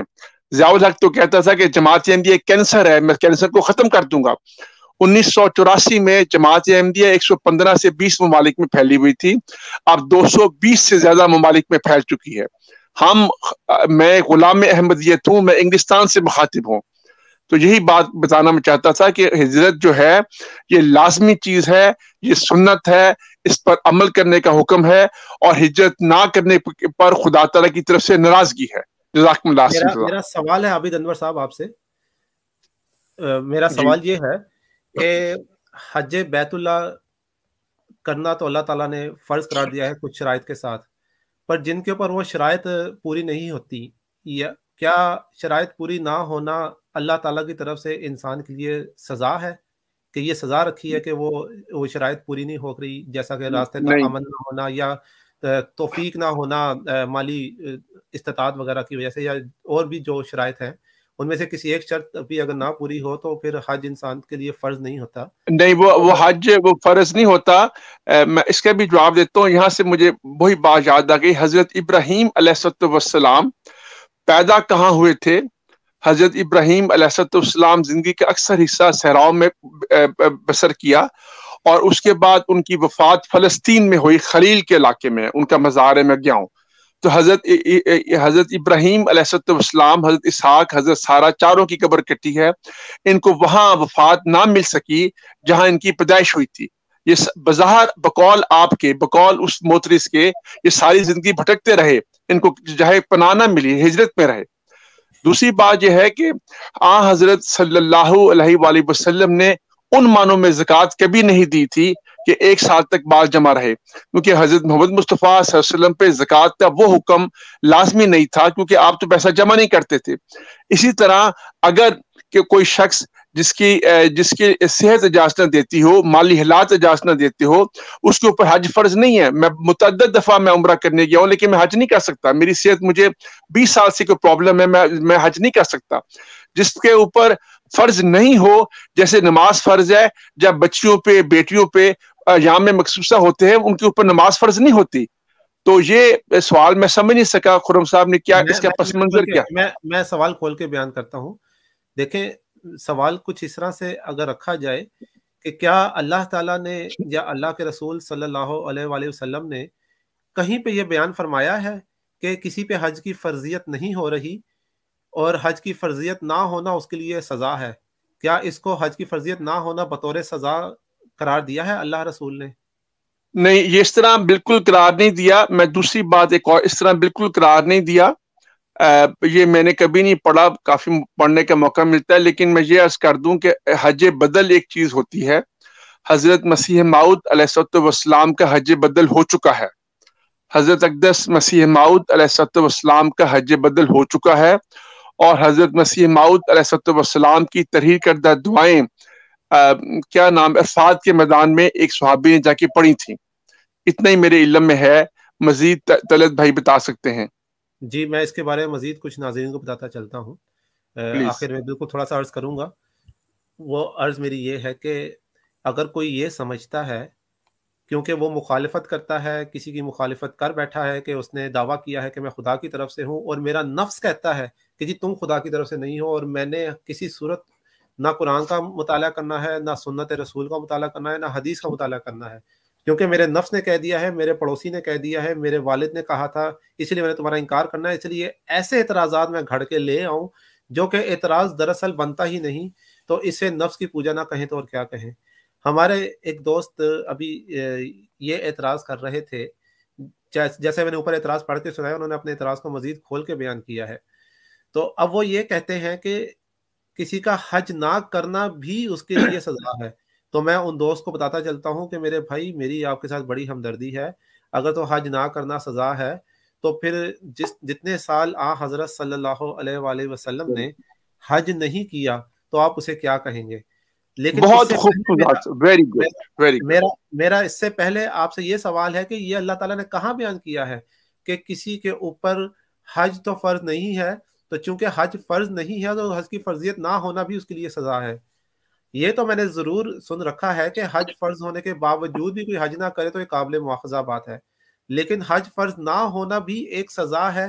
یہ اسلام میں نہیں، اور اللہ تعالیٰ نے، اللہ کے رسول نے اسلام میں بدعات ڈالنے سے منع فرمایا ہے. جزاک اللہ. میرے خیال سے یہ ہمارے ساتھ بھائی بھی آئے ہیں. ایک منٹ، میں نا آپ جتنے بھی یہ گالی باز ہمارے بریلوی بھائی ہیں اور شیعہ بھائی بھی ایک دو لگتے ہیں بیچ میں، وہ تعزیے وغیرہ نکال رہے ہیں، شبیہ بنا رہے ہیں، ان کے لیے ایک حدیث لایا ہوں، یہ سنیں. ولید نے بیان کیا، کہا کہ مجھ سے ابن جابر نے کہا کہ مجھ سے بصر بن عبید اللہ حضرمی نے کہا کہ مجھ سے ابو ادریس خولانی نے بیان کیا. انہوں نے حذیفہ بن یمان رضی اللہ عنہ سے سنا. وہ بیان کرتے تھے کہ دوسرے صحابہ کرام رضی اللہ عنہ طلعت بھائی تھوڑا نزدیک کر لیں، آواز دور سے آ رہی ہے. سے خیر کے متعلق اب ٹھیک ہے کیا کرتے تھے اب بہتر ہے. اس شر کے بارے میں پوچھتا تھا اس خوف سے کہ کہیں میں ان میں نہ پھنس جاؤں. تو میں نے ایک مرتبہ رسول کریم صلی اللہ علیہ وسلم سے سوال کیا، یا رسول اللہ، ہم جاہلیت اور شر کے زمانے میں تھے، پھر اللہ تعالیٰ نے ہمیں یہ خیر و برکت اسلام کی عطا فرمائی، اب کیا اس خیر کے بعد پھر شر کا کوئی زمانہ آئے گا؟ حضرت صلی اللہ علیہ وسلم نے فرمایا کہ ہاں. میں نے سوال کیا، اور اس شر کے بعد پھر خیر کا کوئی زمانہ آئے گا؟ آپ نے فرمایا کہ ہاں، لیکن اس خیر پر کچھ دھواں ہوگا. میں نے عرض کیا وہ دھواں کیا ہوگا؟ آپ نے جواب دیا کہ ایسے لوگ پیدا ہوں گے جو میری سنت اور طریقے کے علاوہ دوسرے طریقے اختیار کریں. گالاں سکھانا لے پریلویو. بات اچھی ہوگی کوئی بری. میں نے سوال کیا کیا اس خیر کے بعد پھر شر کا کوئی زمانہ آئے گا؟ حضرت صلی اللہ علیہ وسلم نے فرمایا کہ ہاں، جہنم کے دروازوں کی طرف بلانے والے پیدا ہوں گے، جو ان کی بات قبول کرے گا اسے وہ جہنم میں جھونک دیں گے. میں نے عرض کیا یا رسول اللہ، ان کے اوصاف بھی بیان فرما دیجیے. حضرت صلی اللہ علیہ وسلم نے فرمایا کہ وہ لوگ ہماری ہی قوم و مذہب کے ہوں گے، ہماری ہی زبان بولیں گے. میں نے عرض کیا پھر اگر میں ان لوگوں کا زمانہ پاؤں تو میرے لیے آپ کا کیا حکم ہے؟ حضرت صلی اللہ علیہ وسلم نے فرمایا کہ مسلمانوں کی جماعت اور ان کے امام کے تابع رہو. میں نے عرض کیا کہ اگر مسلمانوں کی کوئی جماعت نہ ہو اور ان کا کوئی امام ہو؟ آپ نے فرمایا پھر ان تمام فرقوں سے اپنے کو الگ رکھنا، اگرچہ تجھے اس کے لیے کسی درخت کی جڑ چبانی پڑے، یہاں تک کہ تیری موت آ جائے اور تو اسی حالت پر ہو، تو یہ تیرے حق میں ان کی صحبت میں رہنے سے بہتر ہوگا. صحیح بخاری حدیث نمبر 3606. جی اب دیکھیں جتنے بھی دوست یہاں پر گالیاں دے رہے ہیں نا جی، وہ سن لیں کہ نبی کریم صلی اللہ علیہ وسلم کا کیا فرمان ہے. جتنے بھی اپنے آپ کو بریلوی کہتے ہیں یا خادم حسین رضوی صاحب کے امتی بننے کی کوشش کرتے ہیں اور گالی گلوچ ادھر ہماری آ کر یا اور جگہ پر بھی میں نے دیکھا ہے کہ کرتے ہیں، وہ دیکھ رہے ہیں کہ یہ نبی کریم صلی اللہ علیہ وسلم کی سنت نہیں ہے، بلکہ مولانا خادم حسین رضوی صاحب کی تو ہو سکتی ہے. تو وفات پا چکے ہیں، ہم ان کے بارے میں مزید کچھ نہیں کہیں گے. تو آپ سے یہی درخواست ہے کہ یہ جن فرقوں میں آپ بیٹھے ہیں نا جی، ان کے بارے میں نبی کریم صلی اللہ علیہ وسلم نے فرمایا ہے کہ ان سے دور نکل جائیں، کیونکہ یہ آپ کو جہنم کی طرف بلانے والے ہیں. اس جماعت میں شامل ہوں جس کا ایک امام ہے. میں آپ سے پوچھتا ہوں لوارسوں، کون سا امام ہے آپ کے پاس؟ ہے کوئی امام؟ نہیں ہے. تو اس پہ ذرا سوچیں اور گالیوں کی بجائے کوئی اس طرح ہمارے سامنے حدیث لائیں، قرآن کی آیت لائیں، تو پھر ہمارا مقابلہ کریں، جو آپ نہیں کر سکتے. اب لگتا ہے جو کمنٹ کرے گا، وہ جو گالیاں نکالے گا، وہ مولانا خادم حسین رضوی صاحب کا فالوور ہوگا، نبی کریم صلی اللہ علیہ وسلم کا نہیں ہو سکتا. ہمارے ساتھ اس وقت مسرور صاحب بھی موجود ہیں. جی مسرور صاحب، آپ اس بارے میں کیا کہنا چاہتے ہیں؟ جی السلام علیکم. میں نے بھی کومنٹس دیکھے ابھی یوٹیوب پہ، میں سن رہا تھا تو ایک بھائی نے کیا کومنٹس کیا وہاں پہ کہ مرزا صاحب جا نہیں سکے وہاں پہ مکہ میں. تو ایک اس حوالے سے اور ایک جو آپ نے حدیث پیش کی ہے اس حوالے سے بات کروں گا. تو پتہ نہیں شاید کسی نے جواب دے بھی دیا ہو، میں ابھی کیونکہ انٹر ہوا ہوں. تو پہلی بات تو یہ ہے کہ حضور صلی اللہ علیہ وسلم جب مکہ سے ہجرت فرما گئے تھے تو تقریباً 10 سال تک ان کو داخل نہیں ہونے دیا گیا مکہ میں. تو وہ پیریڈ، اس پیریڈ کو یہ کیا کہیں گے جو ہم سے سوال پوچھ رہے ہیں، اس پیریڈ کو یہ کیا کہیں گے کہ حضور صلی اللہ علیہ وسلم سچے تھے یا کفار سچے تھے کیونکہ داخلہ نہیں ہو رہا تھا؟ اس سے پیچھے چلتے ہیں. حضور صلی اللہ علیہ وسلم جب مبعوث ہوئے ہیں تو اس ٹائم تو بت پڑے ہوئے تھے اندر، خانہ کعبہ کے اندر بت پرستی ہو رہی تھی. تو اس پیریڈ کو یہ کیا کہیں گے پھر؟ اس کا مطلب ہے کوئی اللہ کا نام لیوا نہیں تھا وہاں پہ، کوئی نیک بندہ نہیں تھا وہاں پہ. تو یہ جو معیار خود ساختہ معیار بناتے ہیں نا، اصل میں ان کا پرابلم یہ ہے طلعت بھائی کہ یہ اپنا معیار بنا لیتے ہیں کہ مرزا صاحب ایسے کریں تو نبی ہوں گے، ایسے کیوں نہیں کیا تو نبی نہیں ہے. تو انہیں ہم بار بار کہتے ہیں کہ قرآن کریم کی طرف آئیں، احادیث کی طرف آئیں، وہاں سے معیار نکلے گا. دوسری بات آپ نے کی ہے، یہ جو حدیث ابھی سنائی ہے انہوں نے کہ ایک امام ہوگا، وہ ایک جماعت ہوگی. بالکل ٹھیک بات ہے، یہ کر لینا جماعت احمدیہ کی مخالفت میں، یہ خلیفہ بنا لیں جس کو طالبان آج کل وہ نکلے ہیں. آج ہی میں دیکھ رہا تھا ابھی نیوز میں، وہ پاکستان میں سارے مسلم ممالک کٹھے ہوئے ہیں، وہ کہہ رہے ہیں جہاد تو جیت لیا ہے طالبان نے کفار سے، لیکن کفار اب ان کی مدد کریں پیسے کی تاکہ وہ جہاد جو جیتا ہے انہوں نے، تاکہ ان کی زندگی آسان ہو. کھانے پینے کے لیے پیسے نہیں ہیں، تو وہ جن کفار کو انہوں نے مار بگایا اور جہاد جیتا ہے، اب ان کفار سے وہ پیسے مانگ رہے ہیں، ان میں سے کسی کو خلیفہ بنا لیں۔ ہمارا دعویٰ یہ ہے کہ یہ جماعت، یہ خلیفہ خدا کا بنایا ہوا ہے، اور یہ کہتے ہیں کہ جی یہ نہیں ہے، تو ہم کہتے ہیں اس کے مقابلے پہ لا کے تو دکھائیں نا ہمیں۔ دیکھیں 100 سال ہو گئے، 100 سال کا عرصہ تھوڑا نہیں ہوتا، اور 100 سال سے جماعت احمدیہ یہ چیلنج کر رہی ہے، بھائی ایک بنا کے دکھائیں، ان سے تو بنتا نہیں ہے۔ اور یہ کہتے ہیں 72 ایک طرف ہیں، ایک ایک طرف ہیں۔ حضور صلی اللہ علیہ وسلم کہہ رہے تھے ایک ایک طرف ہوگا، 72 ایک طرف ہوں گے۔ یہ کہتے ہیں 72 سچے ہیں، حضور صلی اللہ علیہ وسلم کہہ رہے تھے وہ ایک جماعت، وہ امام سچا ہوگا۔ یہ کہتے ہیں نہیں، ایک غلط ہے، 72 ٹھیک ہے۔ حضور صلی اللہ علیہ وسلم کہہ رہے ہیں ایک ٹھیک ہے، 72 غلط ہے۔ تو اس امام کے ساتھ اللہ تعالیٰ کی تائید و نصرت ہے، وہ اس کی مدد کرتا ہے، اس جماعت کی ترقی دیتا ہے اللہ تعالیٰ۔ ہر کام اللہ تعالیٰ اپنے امام کے ذریعے بڑھاتا چلا جا رہا ہے، اس جماعت کو بڑھاتا چلا جا رہا ہے۔ 130 سالوں سے یہ کوشش کر رہے ہیں کہ کسی طریقے سے اس خلافت کو اور اس امام کو اور اس جماعت کو ختم کر دیا جائے۔ 130 سالوں سے ٹل تو لگا لیا انہوں نے، بڑے بڑے ڈکٹیٹر ہے، ضیاء الحق جیسے، بھٹو جیسے، کیا کر لیا انہوں نے۔ اندھے کو بھی نظر آ جاتا ہے کہ اگر یہ جھوٹی جماعت ہے، نعوذ باللہ خلیفہ سچا نہیں ہے، تو یہ ختم کیوں نہیں ہو رہے ہیں، اور ان سے بنایا نہیں جا رہا ہے۔ یہ بھی اللہ تعالیٰ کا وعدہ ہے امت کے مسلمانوں کے ساتھ کہ ایک ٹائم پہ 2 خلیفہ نہیں ہو سکتے۔ اگر 2 4 6 خلیفہ ہوں تو پتہ کیسے چلے گا سچا کون سا ہے، اللہ تعالیٰ کی تائید و نصرت کس کے ساتھ ہے۔ بڑے پیارے معیار رکھے ہیں اللہ تعالیٰ نے، تو ہم تو انہیں یہی دعوت دیتے ہیں کہ آئیں اور تائید و نصرت دیکھیں اللہ تعالیٰ کی۔ آپ نے زور لگا کے دیکھ لیا ہے، سب کچھ کر کے دیکھ لیا ہے، نہیں مٹا سکے، تو وہ جو حضور صلی اللہ علیہ وآلہ وسلم کی حدیث ہے نا کہ پھر جائیں اور اس کو میرا سلام کہیں اور اس کی بیعت کہیں، پھر اس کے مددگار بن جائیں، تو یہی دعوت دیتا ہوں میں۔ جی شکریہ مسرور احمد صاحب۔ ہمارا خلافت پہ ایمان ہے کہ ملت کی تنظیم کی جان ہے۔ جتنے بھی بھائی اس وقت کوئی ایسا بھائی ہے کہ جو بتانا چاہتا ہو کچھ غیر جماعت دوستوں میں سے، گالی گلوچ تو ہم نے آپ کی دیکھ لی بھائی جان، وہ نہ کیجیے گا۔ اگر کوئی آنا چاہتا ہے تو ہم لنک بھی شیئر کر سکتے ہیں، اسٹریم کافی لمبی ہو چکی ہے، تو میں خواجہ ندیم صاحب سے درخواست کروں گا۔ اچھا طلعت بھائی چھوٹی سی ایک بات کرنا چاہوں گا، میں بھول گیا تھا، 2 منٹ دے رہے ہیں۔ ٹھیک ہے۔ انہوں نے جو معیار بنایا ہے نا خلافت کا، وہ معیار یہ ہے کہ وہ ساری دنیا کے مال لوٹ لے خلیفہ آ کے، مسلمانوں کا خلیفہ، اور سارا مال جو ہے نا دنیا کا وہ ان مسلمانوں کے ہاتھ میں دے دے اور یہ عیاشیاں کرتے پھریں۔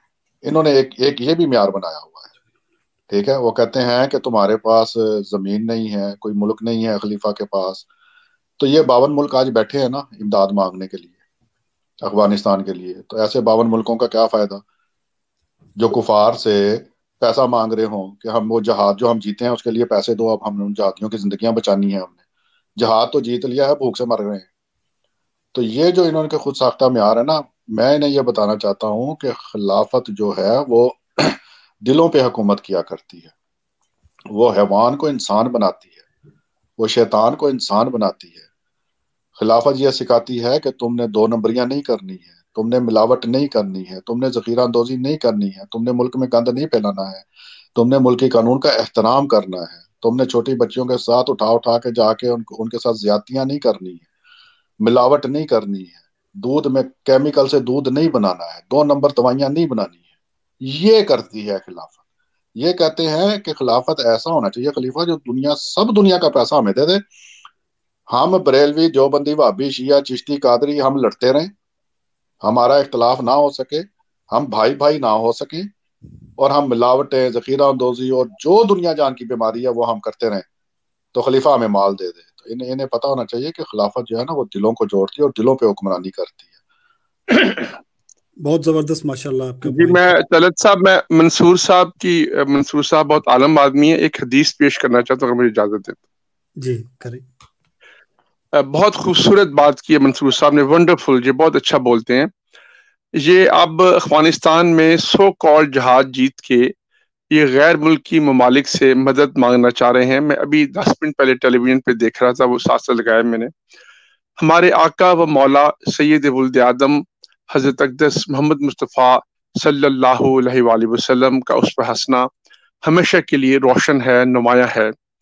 ایک جنگ کے موقع پر مجھے یاد نہیں احد تھی کہ بدر تھی، ایک مشرک آیا، ایک شخص آیا، اس کے بارے میں تحقیق یہ ہے کہ وہ غیروں کے ساتھ بہت اس کا مسلمانوں کی جن کے ساتھ جنگ ہو رہی تھی ان کے ساتھ اس کو بہت دشمنی تھی، وہ بھی اسلام لے کے نہیں آیا تھا، اس نے محمد مصطفیٰ صلی اللہ علیہ وسلم پر ایمان نہیں لے کے آیا تھا۔ اس نے حضرت محمد مصطفیٰ صلی اللہ علیہ وسلم سے گزارش کی کہ مجھے جنگ میں جانے کی اجازت دی جائے۔ حضرت محمد مصطفیٰ صلی اللہ علیہ وسلم نے فرمایا ہاں میں کسی مشرک سے مدد نہیں لوں گا۔ وہ گیا، اس نے کلمہ پڑھا، وہ جنگ میں شریک ہوا اور بعد میں وہ فوت شہید بھی ہو گیا۔ اس سے کئی باتیں نکلتی ہیں، لیکن کیا حضرت محمد مصطفیٰ صلی اللہ علیہ وسلم نے کسی مشرک سے مدد لی تھی؟ یہ جو پیسہ مانگ رہے ہیں، دولتیں لے رہے ہیں، کیا محمد مصطفیٰ صلی اللہ علیہ وسلم کا یہ رویہ تھا زندگی کا؟ جنگ احزاب کے موقع پر روئی بن اختر دشمن کا ایک سردار تھا۔ جنگ احزاب سردی کے موسم میں ہوئی تھی، پیٹ پر پتھر باندھے ہوئے تھے بھوک کی شدت کی وجہ سے، شدید سردی تھی، پانی بھی نہیں تھا مسلمانوں کے پاس۔ روئی بن اختر ایک سردار تھا، وہ سرنگ پھانگ کے آیا، گر گیا، مر گیا۔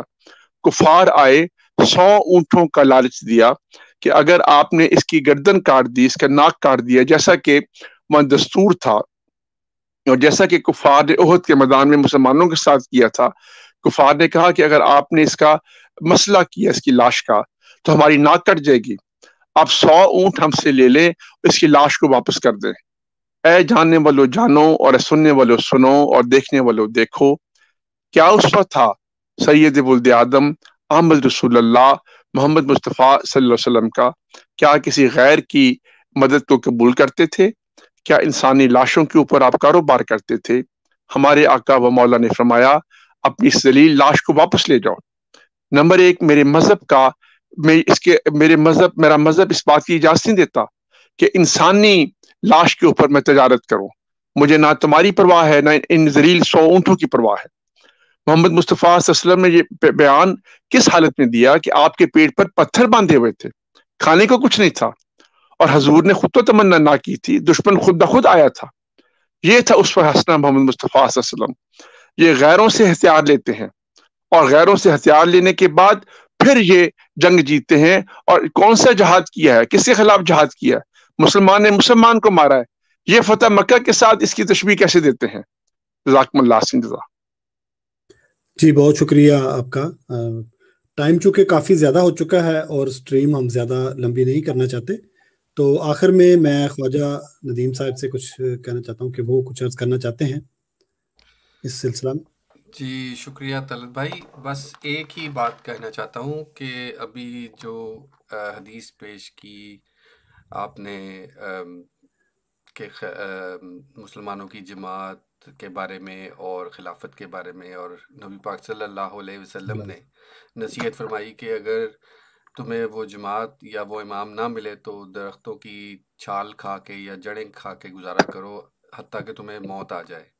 تو میرا خیال ہے کہ اگر احمدیت کی سچائی کو تو آپ ایک طرف رکھتے ہیں، میں اپنے غیر احمدی مسلمان دوستوں سے مخاطب ہو کے کہہ رہا ہوں، تو یہ ایک ایسی حدیث ہے جس پہ سب کو اتفاق ہے، اس پہ کوئی شک نہیں کہ یہ حدیث سچی ہے جھوٹی ہے، سب مانتے ہیں کہ یہ سچی حدیث ہے۔ تو ایٹ لیسٹ پھر یہ کر لیں کہ کسی غلط گروپ میں شامل ہونے کی بجائے جماعت احمدیہ میں تو نہ ہو، آپ سمجھتے ہیں کہ جماعت احمدیہ جھوٹی ہے تو ٹھیک ہے، پھر اس حدیث کے دوسرے حصے پہ عمل کرنا شروع کر دیں اور ان سب لوگوں سے، ان سب گروہوں سے کنارہ کشی اختیار کر لیں یہاں تک کہ موت آپ تک پہنچ جائے، جو کہ حدیث کے الفاظ ہیں۔ تو ایٹ لیسٹ اپنے مسلمان اور سچے مسلمان ہونے کا تو آپ ثبوت دیں نا، کہ ایک طرف حدیث کا ایک حصہ تو آپ کو نہیں ملا، سچی جماعت آپ کو نظر نہیں آ رہی اور سچے امام کی طرف آپ کو رغبت نہیں ہو رہی، تو دوسرے حصے پہ کم از کم عمل کر لیں۔ اور ایک اور بات کہنا چاہتا ہوں کہ سوال ضرور کرنا چاہیے، لیکن خدا کی محبت میں اور سچائی کو سمجھنے کی نیت سے کرنا چاہیے، نہ کہ کسی کی مخالفت یا نفرت میں، کیونکہ اس طرح سے سچائی آپ کو یا حق کبھی بھی نہیں مل سکتا۔ بہت شکریہ طلعت بھائی موقع دینے کا۔ جی بہت شکریہ آپ کا بھی، اور تمام دوستوں کا خاکسار شکریہ ادا کرتا ہے۔ اگر کوئی غیر احمدی دوست آج کے موضوع کے مطابق خلافت کی کوئی اور برکات یا وہ کسی ایسی جماعت میں موجود ہے جس کا کوئی امام ہے، تو آئے اور جرت کرے اور آ کر اپنے امام کا نام بتائے۔ تو باقی جو دوست ہیں وہ پھر اس کے امام کے بارے میں بتائیں گے، ہم بھی بتائیں گے. آئیں اور آ کر آج کے موضوع کے مطابق اگر کوئی دوست آنا چاہتا ہے، لنک لگا دیا ہے خرم بھائی آپ نے؟ جی مجھ سے ابھی ایک دوست نے آ کے واٹس ایپ پہ لنک مانگا تھا اور میں نے اس کو لنک بھیج دیا ہے، اور وہ کافی پیشنیٹ ہیں، آنا چاہتے ہیں، وہ کچھ سوال پوچھنا چاہتے ہیں. آج کے موضوع کے مطابق آپ نے بتا دیا ان کو؟ جی موضوع آج کا خلافت اعلیٰ منہاج نبوہ ہے. اور اس سے پہلے جی دوست آئے ہیں، ابھی میں ان کو لے لیتا ہوں. اس سے پہلے کہ دوست آئیں اور سوالات پوچھیں، میں یہ ایک بات کہنا چاہتا ہوں کہ انتظامی نوعیت کے کسی بھی سوال کا یہاں جواب نہیں دیا جائے گا، اور اگر عقائد کے حوالے سے، قرآن و سنت کے حوالے سے کوئی سوال جو کوئی پوچھنا چاہتا ہے جن کا تعلق جماعت احمدیہ کے عقائد کے ساتھ ہے تو آپ ضرور پوچھیں، لیکن اس کے علاوہ اگر کوئی انتظامی نوعیت کے یا غیر متعلقہ سوالات ہیں تو ان کو بالکل انٹرٹین نہیں کیا جائے گا. اس بندے کو جو ایسا کرے اس کو آپ فوراً ریموو کر دیں. خرم بھائی آپ کے ہاتھ میں کنٹرول ہے، ایسے بندے کو فوراً میری طرف سے ریموو کر دیں جو آج کے مطابق سوال کرنا چاہتا ہے کوئی دوست. اور اپنے امام کا پہلے تو بتائیں آ کے کہ آپ کے پاس کون سا امام ہے. جی یہ ایک دوست ہے عدنان رضا صاحب، میرے خیال سے شاید انہوں نے کوئی کنیکٹ نہیں کیا ٹھیک سے. میں ابھی وہ اس لیول پہ نہیں پہنچے کہ میں ان کو لے سکوں. یہ شاہزیب رانا صاحب ہیں ہمارے ایک دوست، تو مجھے کسی ایک کو اسٹریم سے ہٹانا پڑے گا.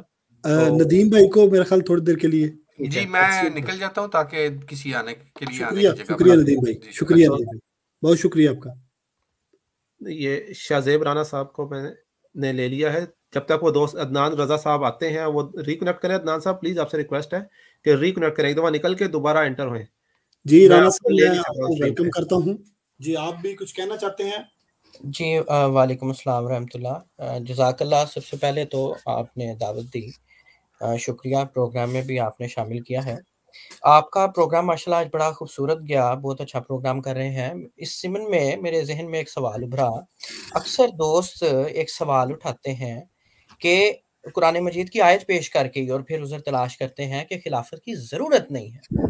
ان دوستوں کے لیے میں مختصر طور پر صرف اگر آپ مجھے 2-4 منٹ دیں تو میں کچھ عرض کرنا چاہتا ہوں. میں نے اپنی اسکرین شیئر کی ہے، اگر کوئی دوست میری اسکرین یہاں پر دکھا دیں پلیز. جی آپ دیکھ سکتے ہیں میری اسکرین؟ جی آ رہی ہے. جی اس سے پہلے کہ آپ معذرت چاہتا ہوں شاہزیب صاحب، اس سے پہلے کہ آپ اپنے بات کو جاری رکھیں، یہ ایک غیر احمدی دوست ہیں اور عدنان رضا صاحب، وہ بھی تشریف لے آ چکے ہیں. تو میں آپ کے گفتگو کے دوران کسی ایک دوست کو اسٹریم سے ہٹا کے ان کو ایڈ کر لوں گا. جی عابد بھائی اس کو ہٹا دیں ایک دفعہ. خرم بھائی جی ٹھیک ہے، عابد بھائی ٹھیک ہے، ان کو بیک سٹیج کر دوں گا میں اور ان کو لے آؤں گا. ہاں جی یہ اپنا ناصر صاحب جو ہیں جی ٹھیک ہے، ان کو بیک سٹیج ٹھیک ہے. تو اس کے بعد جو ہے میں عدنان رضا صاحب کو لوں گا. ان کے سوالات ہیں تو ان کے سوالات کے جوابات دینے کے لیے مسرور صاحب بھی ہیں، شاہزیب رانا صاحب بھی ہیں یہاں پہ اور باقی دوست بھی ہیں. تو جی شاہزیب صاحب. جزاکم اللہ.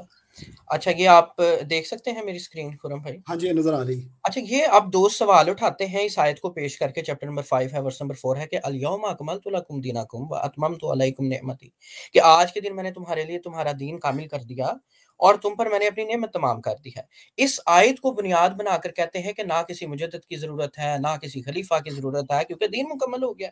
تو اس ضمن میں بڑی چھوٹی سی گزارش ہے پیارے دوستوں کہ شاید آپ کے علماء آپ کو یہ آیت بتانا بھول گئے یا آپ کی تحقیق اتنی کامل نہیں رہی. چیپٹر نمبر 15 ورس نمبر 10 میں اللہ تعالیٰ فرماتا ہے انا نحن نزلنا الذکر وانا لہ لحافظون، کہ یقیناً ہم نے ہی یہ ذکر اتارا ہے اور یقیناً ہم ہی اس کی حفاظت کرنے والے ہیں. سوال یہاں پر یہ پیدا ہوتا ہے کہ ذکر اتارا اور حفاظت کرنے والے، حفاظت کیسے ہوتی ہے؟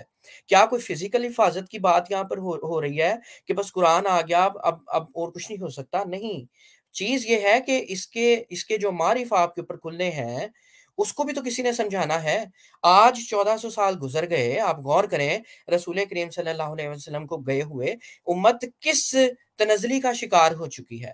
تو اتنے اختلافات, اتنے تفرقے بن گئے, کیوں بنے جب قرآن ایک تھا, حفاظت بھی ہو رہی ہے. تو آپ کو یہ سمجھنا چاہیے کہ اس میں کوئی اور راز پوشیدہ ہے. آپ اگر اگلی آیت پر غور کریں جس کا جواب یہ جو سوال میں نے اٹھایا آپ کے سامنے, اس کا جواب اگلی آیت دے رہی ہے خود, چیپٹر نمبر 24 ورس نمبر 56, جو آیت خرم بھائی نے پہلے بھی آپ کے سامنے پیش کی ہے, آیت استخلاف, کہ اللہ تعالیٰ فرما رہا ہے وَعَدَ اللَّهُ الَّذِينَ آمَنُوا مِنكُمْ وَعَمِلُوا الصَّالِحَاتِ لَيَسْتَخْلِفَنَّهُمْ فِي الْأَرْضِ كَمَا اسْتَخْلَفَ الَّذِينَ مِن قَبْلِهِمْ, کہ تم میں سے جو لوگ ایمان لائے اور نیک اعمال بجا لائے, ان سے اللہ تعالیٰ نے پختہ وعدہ کیا ہے کہ انہیں ضرور زمین میں خلیفہ بنائے گا. میں آیت کا اگلا حصہ چھوڑتا ہوں اور ترجمے کے اوپر اکتفا کرتا ہوں. فرمایا کہ انہیں ضرور زمین میں خلیفہ بنائے گا, جیسا کہ اس نے ان سے پہلے لوگوں کو خلیفہ بنایا اور ان کے لیے اس دین کو جو اس نے ان کے لیے پسند کیا ضرور تمکنت عطا کرے گا. تو دین میں تمکنت کیسے ہوگی؟ اس کے لیے ضروری ہے کہ خلفاء آئیں اور اللہ تعالیٰ پھر جو ہماری خوف کی حالت ہے اس کو امن کی حالت میں بدل دے. فرمایا کہ وہ میری عبادت کریں گے, میرے ساتھ کسی کو شریک نہیں ٹھہرائیں گے, اور جو اس کے بعد بھی ناشکری کرے تو یہی وہ لوگ ہیں جو نافرمان ہیں. عزیزوں, میرے پیارے دوستو, صرف یہ سوچو کہ اگر کوئی عالم آتا ہے, کوئی محدث آتا ہے جو آپ کو خدا تعالیٰ کے ساتھ کنیکٹ نہیں کر سکتا, تو اس کا کیا فائدہ ہوا؟ اب آپ اسی ضمن میں ایک حدیث ملاحظہ فرمائے, آخری بات میں کرنے لگا ہوں آپ سے, پھر اجازت چاہوں گا کہ رسول کریم صلی اللہ علیہ وسلم نے واضح طور پر یہ حدیث میں بیان کر دیا. یہ حدیث پہلے بھی اس پروگرام میں اس کا ذکر ہوا ہے, آپ کے سامنے اسکرین شیئر ہے. مسند امام احمد بن حنبل کی جلد نمبر 4 میں صفحہ نمبر 273 پر یہ حدیث درج ہے. حضرت حذیفہ رضی اللہ تعالیٰ عنہ بیان کرتے ہیں کہ حضور صلی اللہ علیہ وسلم نے فرمایا تم میں نبوت قائم رہے گی جب تک اللہ چاہے گا, پھر وہ اس کو اٹھا لے گا, اور خلافت علی منہاج النبوت قائم ہوگی, پھر اللہ تعالیٰ جب چاہے گا اس نعمت کو بھی اٹھا لے گا, پھر اس کی تقدیر کے مطابق ہزار ایسا بادشاہت قائم ہوگی جس سے لوگ دل گرفتہ ہوں گے اور تنگی محسوس کریں گے. پھر جب یہ دور ختم ہوگا تو اس کی دوسری تقدیر کے مطابق اس سے بھی بڑھ کر جابر بادشاہت قائم ہوگی, یہاں تک کہ اللہ تعالیٰ کا رحم جوش میں آئے گا اور اس ظلم و ستم کے دور کو ختم کر دے گا. ناظرین, صرف یہ دیکھیں کہ کیا اس حدیث کے اوپر جرا ہو سکتی ہے, کیونکہ یہ جتنی باتیں ہیں رسول کریم صلی اللہ علیہ وسلم نے فرمائی منوہن پوری ہو چکی ہیں. آخری بات کہ اس کے بعد پھر خلافت علی منہاج النبوت قائم ہوگی, اور یہ فرما کر آپ صلی اللہ علیہ وسلم خاموش ہو گئے. چیز یہ ہے کہ آج آپ دیکھیں کہ بڑے بڑے لوگ, اکثر ایک طبقہ ایسا ہے مسلمانوں میں جنہوں نے سرے سے انکار ہی کر دیا, نہ مجدد ہوں گے, نہ کسی محدث کی ضرورت, نہ کسی خلیفہ کی ضرورت. اب جو لوگ چند ایک دھڑا جو مانتا بھی ہے وہ کوشش میں کہ یار ہم کسی نہ کسی طرح سے لے آئیں. ڈاکٹر اسرار صاحب جو ہیں وہ اپنی حیات میں بہت اس کے اوپر بات کرتے رہے, یعنی خلافت تو آئے گی, ضرور آئے گی, لیکن سوال یہ ہے جیسے مسرور صاحب نے بھی اس پروگرام میں پوچھا ہے کہ دکھائیں تو صحیح, لے کر تو آئیں. واحد جماعت احمدیہ ہے اور ان کے خلیفہ ہیں کہ جو پیشگوئیوں کے مطابق پوری چلی ہوتی آ رہی ہیں ان کی باتیں, اور اس خلیفہ وقت سے کنیکٹ ہونے کے بعد آپ اخلاق کے وہ نمونے دیکھتے ہیں. ہماری ہی سٹریمز کے نیچے آ کے لوگ بدتمیزی کر رہے ہیں, اپنے آپ کو مسلمان کہنے والے گالیاں نکال رہے ہیں, طرح طرح کے اعتراضات, فتنے اٹھا رہے ہیں, لیکن کیا جماعت کی طرف سے ایک بندہ آپ کو اس کے اوپر لب کشائی کرتا نہیں ملے گا. کیوں؟ ویسٹ آف ٹائم ہے. ٹھیک ہے, تو یہ جو اعلیٰ اخلاق کے نمونے یہاں قائم ہو چکے ہیں کہ گالیاں کھا کر بھی دعائیں دیتے ہیں آپ کو. اگر یہ خلافت سچی نہ ہوتی تو آپ خود سوچیں کہ کیا ایسے اعلیٰ معیار قائم ہو سکتے تھے.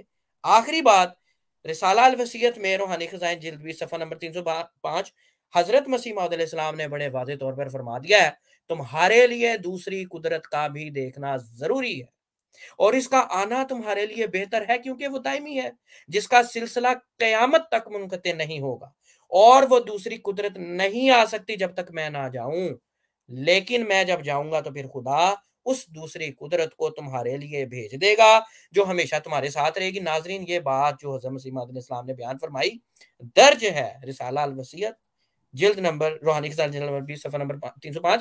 خود سوچیں کہ کیا حضرت مسیح موعود علیہ السلام کے یہ الفاظ اللہ تعالیٰ نے پورے کیے ہیں کہ نہیں کیے ہیں. تو یہ جو خلافت کی یہاں پر بات ہو رہی ہے حضرت مسیح موعود علیہ السلام کے جانے کے بعد بھی, آج آپ دیکھیں کہ 5واں دور ہے خلافت کا, خلافت خامسہ کا دور چل رہا ہے. ہر دور میں فتنے اٹھے اور لوگوں نے آ کر کوشش کی کہ خلافت کو گرا دیں, کسی طریقے سے نظام کے جماعت کو تباہ کر دیں, لیکن ناظرین وہ نہیں کر سکے کیونکہ یہ وعدہ تھا خدا تعالیٰ کا. اس کی تائید اب بھی آپ کے سامنے نہیں ہے یا نظر نہیں آتی, تو انا للہ و انا الیہ راجعون نہیں پڑھا جا سکتا. 2 اور 2 4 کی طرح یہ معاملہ بہت واضح ہے. میرا نہیں خیال کہ اس سے بڑھ کر آپ کو कोई जवाब इस बात का मिल सकता है। जज़ाकल्लाह, बहुत शुक्रिया, बड़े उम्दा अंदाज के साथ आपने बयान किया है। तो अभी हम जो हमारे दोस्त आए हैं रज़ा साहब, इनको लेते हैं। रज़ा साहब, आज का जो मौजू है वो आपने देख लिया है, खिलाफत, हमारे अंदर खिलाफत मौजूद है, और आपका मानना ये है कि खलीफा अभी आपके अंदर हैं कि नहीं, वो आपने बताना है। आपके पास कोई इमाम है कि नहीं, ये आपने बताना है। ये हमारा मौजू है, हम आपको लेते हैं। लेकिन अगर आप इसके अलावा कोई ऐसा सवाल करेंगे जो आज के मौजू से रिलेटेड नहीं है, तो आपको फिर ग्रुप से रिमूव कर दिया जाएगा। तो जी, ले लें खुरम भाई इनको। अस्सलाम वालेकुम। वालेकुम अस्सलाम, वेलकम सर। पहली बात कि मैं अहमदी हूँ। मेरा जो सवाल है वो खिलाफत के मुतालिक ही है। ये जो आयत कुरान में जमात हमेशा पेश करती है कि ज़मीन, जो लोग नेक होंगे उनको ज़मीन में खलीफा बनाएगी, इसमें ये प्रूलर यानी कि ये एक से ज़्यादा लोग हैं, यानी एक से ज़्यादा, जब ज़्यादा लोग अल्लाह ताला का अहकाम मानेंगे तो उनको एक ही वक्त में खलीफा, ये होता है जानशीन, यानी कि वो उनको अपना जानशीन, वो एक तरह का जानशीन बनाएगा। इसमें एक सिंगुलर की तरफ से जमात अंदर डालती है कि एक ही खलीफा हो सकता है, और खलीफा जो है वो भी एक यानी एक सिंगुलर लफ्ज़ नहीं है। ये खलीफतुल मसीह होता है या खलीफतुल नबी होता है जिस तरह, या खलीफतुल्लाह होता है, या और इसमें जो भी अब खलीफेट जो है वो जो हज़रत मोहम्मद सल्लल्लाहु अलैहि वसल्लम के बाद खुलफाए राशिदीन है, उसके बाद जो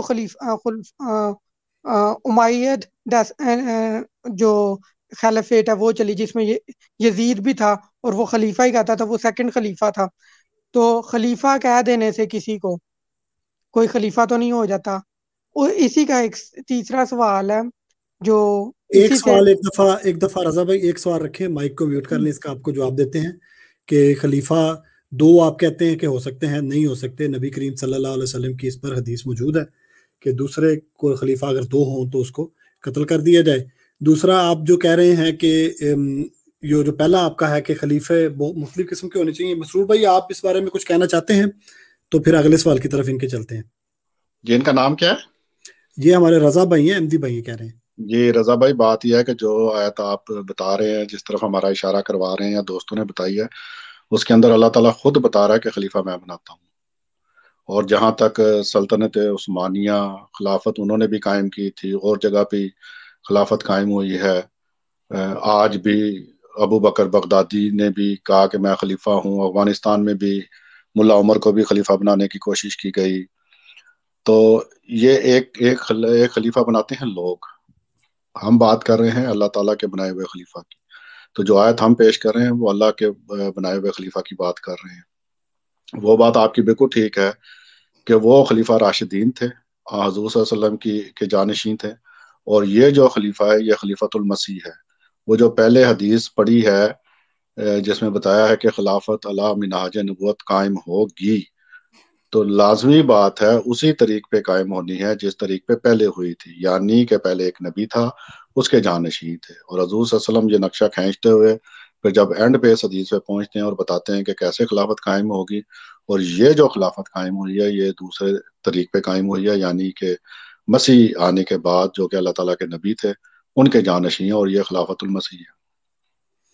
इसमें मजीद मैं थोड़ा सा कुछ शामिल करना चाहता हूँ, ये उसी पैटर्न पर है। इसका सबूत एक और भी है कि जैसे हजरत अबू बकर सिद्दीक रजी अल्लाह ताला अन्हो, जब अल्लाह ताला ने खिलाफत पर उनको फाइज किया तो सहाबा ने उनका इंतखाब किया, अल्लाह ताला से इज़्न पाकर सहाबा ने उनका इंतखाब किया। इसी तरह हमारे जो जमात में जब विसाल हुआ हज़रत मसीह मौऊद अलैहिस्सलाम का, तो खलीफतुल मसीह, यह आपका लफ्ज़ ठीक है, बिल्कुल खलीफतुल मसीह का लफ्ज़ हमें इस्तेमाल करना चाहिए। तो खलीफतुल मसीह का जब पहली दफ़ा खलीफतुल मसीह अव्वल को भी आपके सहाबा ने चुन लिया, फिर हज़रत सैयदना अबू बकर सिद्दीक का जब विसाल हुआ तो हज़रत सैयदना उमर फ़ारूक रज़ी अल्लाह अन्हु के एक कमेटी थी जिन्होंने आपका फिर जो सहाबा की बनी हुई थी वो उन्होंने फिर आगे इंतखाब किया। इसी तरह खिलाफत जो है वो दूसरी तरफ भी, हमारी तरफ भी खिलाफत अला मिनहाज नबुव्वत के तहत जारी रही। आप इस बारे में मज़ीद कुछ कहना चाहते हैं? जी रज़ा भाई। جی جو میرا کوشچن ہے وہ یہ ہے کہ جو آپ نے حدیث پیش کی ہے کہ سب سے پہلے خلافت آئے گی، اس کے بعد ملوکیت آئے گی، اس کے بعد جو جابر بادشاہ آئیں گے، پھر دوبارہ جو اللہ تعالیٰ خلافت من حاج نبوت قائم کرے گا، یعنی وہ خلافت جو نبوت کے سلسلے پہ، یعنی نبی آئے گا اور پھر خلافت، اس کا یہی مطلب نکلتا ہے۔ لیکن میرا کوشچن یہ ہے کہ حضرت مسیح موعود نے لکھا ہے کہ یہ جو دنیا ہے یہ سائیکلز میں چلتی ہے، اور یہ 7,000 سال چل رہا ہے، اور اس کے سر پہ میں آیا ہوں۔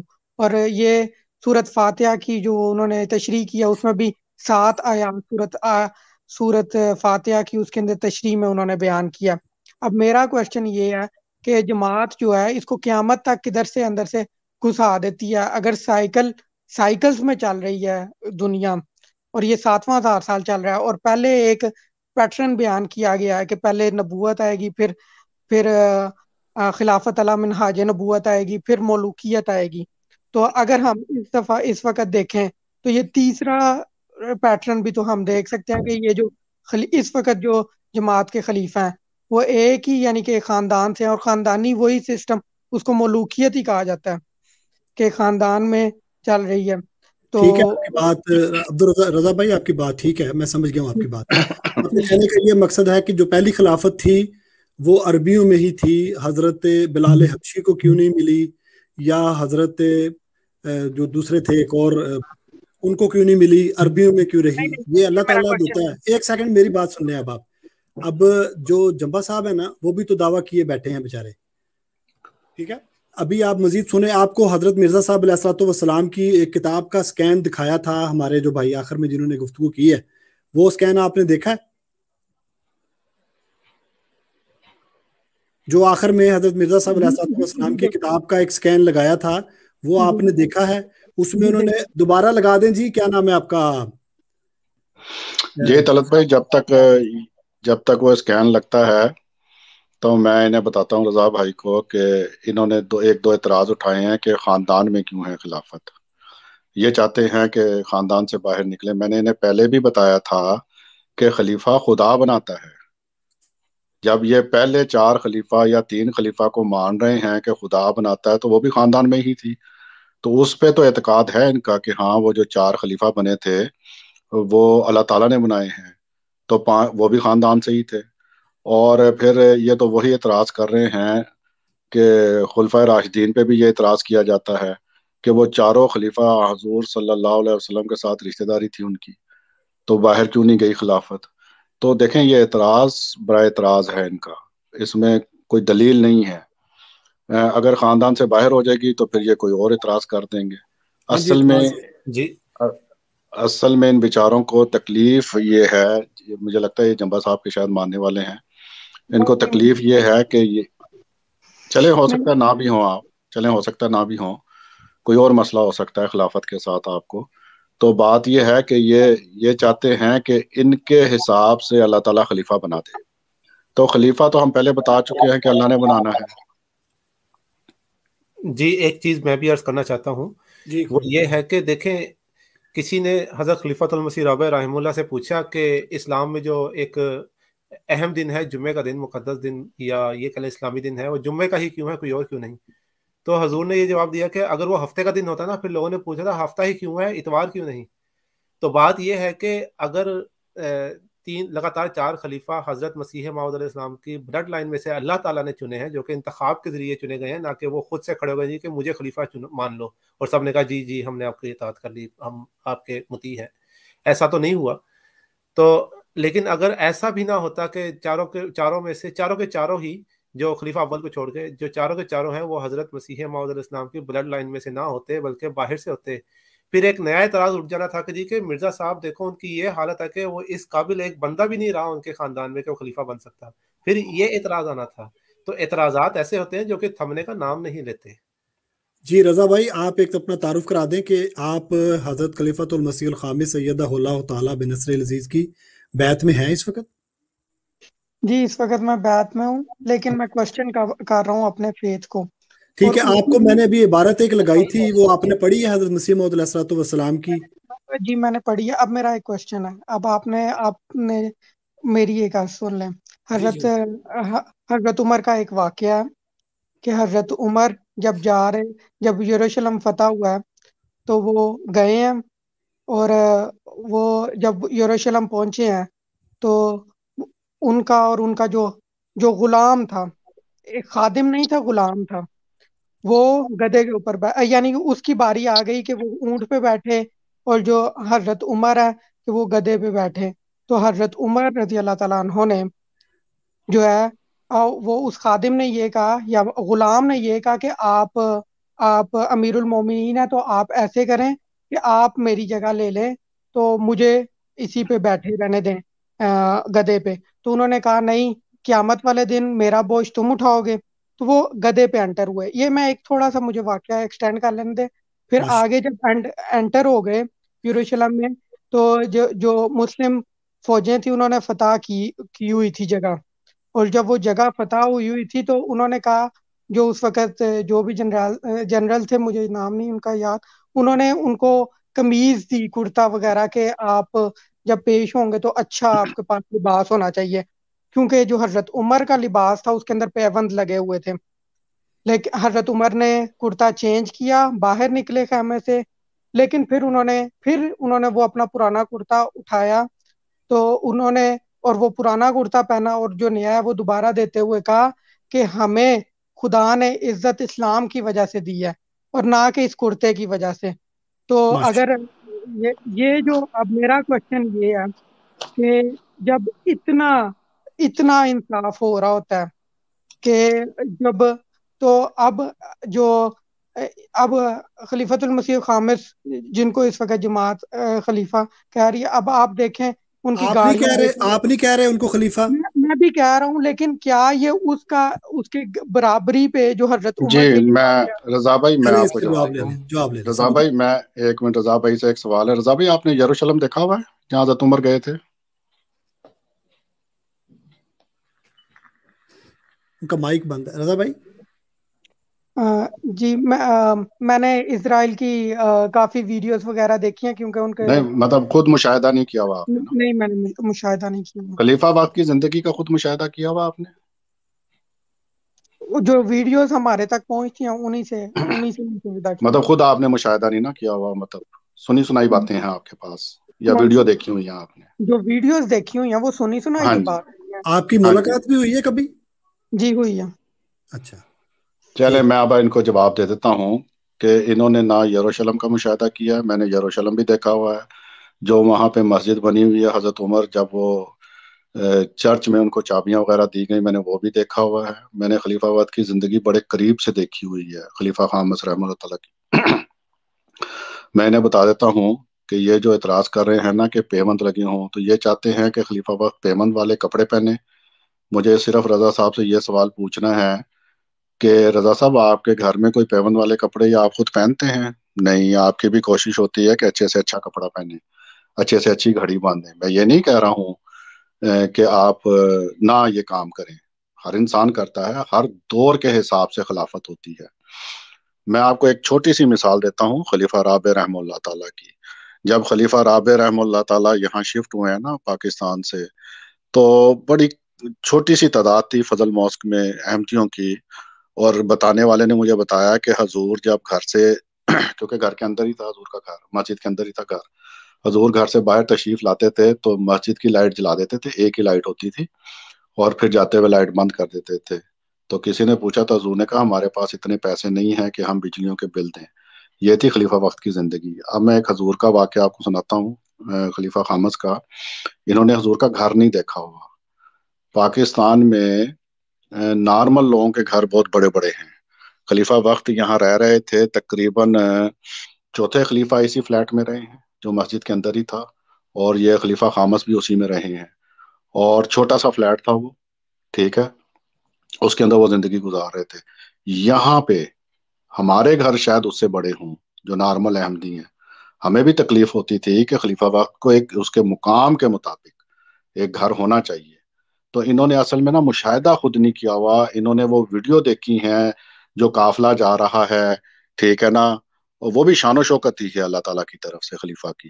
ایک دور تھا کہ خلیفہ وقت سائیکل پہ پھر رہا تھا. اب یہ چاہتے ہیں کہ ان مسلمانوں کی طرح جو کہتے ہیں سنت تو پھر وہ گدے والی ہے، پھر یہ خود بھی گدے پہ پھرنا پڑے گا ان کو حضرت عمر کی طرح. خود پھرنے کے لیے تیار نہیں ہیں، خود یہ جہاز میں بیٹھیں گے، گاڑیوں میں بیٹھیں گے، بسوں میں بیٹھ کے سفر کریں گے، اور خلیفہ وقت سے یہ امید رکھ رہے ہیں کہ وہ حضرت عمر کی طرح گدے پہ بیٹھ کے سفر کرے، سادگی کی ایک زندگی گزارے. دیکھیں اللہ تعالیٰ نے یہ جو ہمیں سہولتیں دی ہیں نا، تو اللہ تعالیٰ کہتا ہے اس سے فائدہ اٹھائیں. اور ہماری یہ کوشش ہونی چاہیے، اور صحابہ کی یہ کوشش ہوتی تھی کہ خلیفہ وقت کو ہر قسم کا آرام دے. وہ ایک بات ان سے میں نے پوچھنا چاہتا ہوں کہ یہ حضور کی بیعت میں بھی ہیں اور اعتراض بھی کر رہے ہیں. بیعت کا معاملہ بیعت کا معنی یہ ہوتا ہے کہ اپنے آپ کو بیچ دینا، اس کی ہر بات پہ لبیک کہنا، ٹھیک ہے نا، اس کے ہر حکم کو ماننا. تو ایک طرف تو آپ یہ اقرار کرتے ہیں کہ میں ہر حکم ماننے کے لیے تیار ہوں، اور دوسری طرف عہد آپ دہراتے اعتراض. ہیں، عہد بھی دہراتے ہیں، معروف فیصلہ جی ماننے کے لیے تیار جی ہوں. ہاں اور جی دوسرا بات ہے، قافلے میں جو گاڑیاں ہوتی ہیں نا میرے بھائی، دکان ساؤ خمید فان آؤٹو میں جو گاڑیاں ساری ہوتی ہیں، وہ ہر ایک کا اپنا ٹھنک ہوتا ہے، اپنا پیٹرول لگا کے جاتے ہیں لوگ. تو آپ بھی شامل ہو جائیں، آپ بھی کسی دن نکلیں، جب حضور ادھر تشریف لائیں، جرمنی سے لگتے ہیں آپ، تو آپ بھی ساتھ شامل ہو جائیں، تو آپ کو کوئی نہیں روکے گا. مجھے تو کسی نے روکا آج تک. مجھے اجازت دیتے ہیں 2 السلام منٹ کے لیے علیکم. پلیز؟ جی کریں. جی جزاک اللہ. سوری ندیم بھائی، میں نے انٹرپٹ کیا ہے. اچھا، یہ عدنان رضا بھائی ہمارے ساتھ شامل ہوئے ہیں، انہوں نے سوال اٹھایا. تو پیارے بھائی، میں آپ کے سوال کو بڑی گہرائی سے سمجھا ہوں. دیکھیں، آپ نے 2 باتیں کی. پہلی بات آپ نے یہ کی کہ اللہ تعالیٰ نے قرآن مجید میں جہاں خلافت کا ذکر کیا ہے وہاں ایک سے زیادہ لوگوں کا ذکر ہے، سنگولر نہیں پلورل کا ذکر ہے. بالکل درست ہے. مطلب یہ ہے کہ ہر دور میں اللہ تعالیٰ خلافت کو بھیجتا رہے گا، اپنے کسی نہ کسی بندے کو بھیجتا رہے گا جو عام انسانوں کی رہنمائی کریں گے، جن کے دل میں یا ذہن میں اس قسم کے سوالات اٹھ جائیں دین کے معاملے میں، اور پھر وہ دوری اختیار کر جائیں. ٹھیک ہے، آپ کو اس ضمن میں احادیث بھی پیش کی ہیں، آپ کا ان کے اوپر بہنے ہی آپ مانتے ہیں ان احادیث کو بھی. اب جہاں آپ کی بات آ جاتی ہے نا پیارے عزیز، یہ کہ دیکھیں میں سمجھتا ہوں اس چیز کو، بعض مخالفین سٹریمز کرتے ہیں صبح شام اور انہی اعتراضات کو آپ لوگوں کے سامنے پیش کرتے ہیں کہ دیکھیں حضرت عمر کا تو کسی نے گریبان پکڑ لیا تھا، وہ خلافت تھی، یہ کون سی خلیفہ ہے کہ جی کوئی بات نہیں سنتے.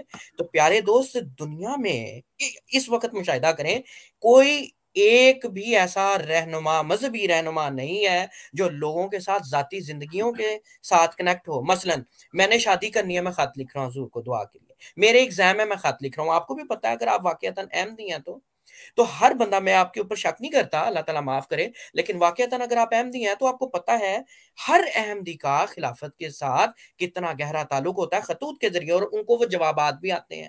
دوسری بات کہ آپ نے خود اس بات کا اقرار کیا کہ وہ ایک بندہ، اس نے حضرت عمر کو پوچھ لیا، سوال کیا، اور لوگ بھی کرتے تھے. تو کیا وہ زیادہ لوگ ہوتے تھے یہ چند؟ تو اس قسم کے لوگ بھی اسی دنیا میں موجود رہتے ہیں.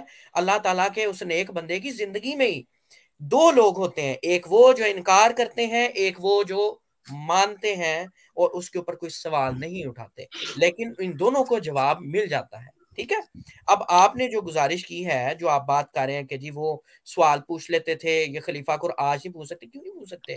کوئی بھی بندہ جو ملاقات کرتا ہے حضرت صاحب سے جا کے سوال کرتا ہے، لیکن مین بات ہے کہ جب آپ اطاعت کرتے ہیں تو پھر اطاعت کیسی ہونی چاہیے. حضرت ابو بکر صدیق رضی اللہ تعالیٰ عنہ کا واقعہ پیش کرتا ہوں. رسول کریم صلی اللہ علیہ وسلم نے نبوت کا اعلان کر دیا. حضرت ابو بکر صدیق رضی اللہ تعالیٰ عنہ تک یہ بات پہنچی کہ جی آپ کے دوست نے، وہ کہتا ہے کہ میں نبی ہوں، مجھے اللہ نے پیغمبر بنایا. آپ فوراً گئے، جا کر پوچھا رسول کریم صلی اللہ علیہ وسلم سے کیا ایسی بات ہے. اب حضور صلی اللہ علیہ وسلم ایکسپلین کرنے لگے ہیں کہ کوئی بات غلط نہ ہو. تو وہ حضرت ابو بکر صدیق رضی اللہ تعالیٰ عنہ روکتے ہیں اور کہتے ہیں نہیں، مجھے ہاں یا نہ میں جواب دیں. حضور صلی اللہ علیہ وسلم پھر ایکسپلین کرنے لگتے ہیں. حضرت ابو بکر صدیق رضی اللہ تعالیٰ عنہ پھر کہتے ہیں کہ نہیں مجھے صرف ہاں یا نہ میں جواب دیں. تو حضور صلی اللہ علیہ وسلم کہتے ہیں کہ ہاں یہ بات سچ ہے. تو حضرت ابو بکر صدیق رضی اللہ تعالیٰ کہتے ہیں کہ میں آپ پہ ایمان لایا. یہ ہے پہلے جو میں نے کہا نا، ایک قسم کے لوگ، ان قسم کے لوگوں کا ایمان اور اطاعت کا انداز. اب دوسری قسم کے لوگ سنیں کہ حضور صلی اللہ علیہ وسلم کے کاتب وحی بیٹھے ہیں، حضور صلی اللہ علیہ وسلم وحی لکھوا رہے ہیں اور خاموش ہوتے ہیں، تھوڑا سا توقف اختیار کرتے ہیں. تو وہ کاتب وحی کہتے ہیں اچھا آگے یہ ہوگا پھر. تو حضور صلی اللہ علیہ وسلم کہتے ہیں ہاں جی یہ لکھ لیں.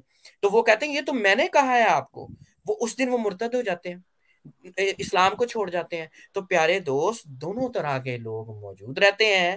ہم نے یہ دیکھنا ہے کہ ہم کس طرح کے لوگوں میں ہم نے شامل ہونا ہے. اور فتنے ہر دور میں اٹھتے ہیں, ہر دور میں اٹھیں گے. اس لیے اللہ تعالیٰ نے قرآن مجید میں جو آیت بیان فرمائی اس کا آخر پڑھ لیں, اس پر غور کریں کہ خوف کی حالت کے بعد امن آئے گا. ٹھیک ہے, کہ ایک ایسا دور جب بھی ایک خلیفہ وقت جاتا ہے زندگی سے, یا اللہ کا کوئی نبی جاتا ہے, تو پھر لوگوں میں خوف و ہراس دوڑ جاتا ہے. اب کیا ہوگا؟ تو پھر اللہ اپنے ایک قائم کردہ چنیدہ بندے کو کھڑا کرتا ہے اور اس خوف کی حالت کو امن میں بدل دیتا ہے. تو دونوں طرح کے لوگ رہیں گے, جو فتنے اٹھاتے ہیں وہ بھی اور جو مانتے ہیں وہ بھی. ہم نے یہ دیکھنا ہے کہ ہم ماننے والوں میں ہوں گے کہ فتنے میں. جزاک اللہ. السلام علیکم. بہت شکریہ جناب. جی رضا بھائی, اس سلسلے میں میں اور بھی مزید تھوڑا سا آپ کو بتانا چاہتا ہوں. یہ جو حضرت عمر کے بارے میں, تو اس دور میں ایسے بھی ان پر لوگوں نے نا کوشش کی, جیسے کہ چادروں کا ان کے قد ذرا لمبا تھا, تو لوگوں نے یہاں تک بھی کی. ہر دور میں ہوتے ہیں. یہ دیکھیں اختلافات کیوں ہیں, کیوں ہمارے جو اہل تشیع بھائی ہیں وہ پہلے 3 خلفاء پر تبرہ کرتے ہیں. تو یہاں موجود بھی ہیں کچھ اہل تشیع بھائی بھی, ان کا دل تو دکھے گا لیکن ان کو سمجھ تو آئے گی نا کہ وہ پہلے 3 خلفاء پر تبرہ کرتے ہیں. تو کچھ آپ کو بات سمجھ آ گئی ہے؟ ہماری سٹریم بہت لمبی ہو چکی ہے. جی طلعت بھائی ہمارے ساتھ ندیم صاحب ہیں, کافی دیر سے کچھ کہنا چاہ رہے ہیں پر ان کو موقع نہیں مل رہا. ندیم صاحب کو موقع دے دیتے ہیں. اوکے جی, آخر میں تھوڑا سا کریں کیونکہ لمبی ہوگی ہے ندیم صاحب. جی جزاک اللہ. میں کوشش کرتا ہوں بہت جلدی سے. یہ عدنان رضا صاحب, مجھے اندازہ نہیں کہ ان کی عمر کتنی ہے, تصویر سے لگتا ہے کہ ماشاءاللہ نوجوان ہیں. پہلی بات تو یہ کہ کچھ باتوں کو تو مسرور بھائی نے اور آپ لوگوں نے کلیئر کر دیا ہوا ہے.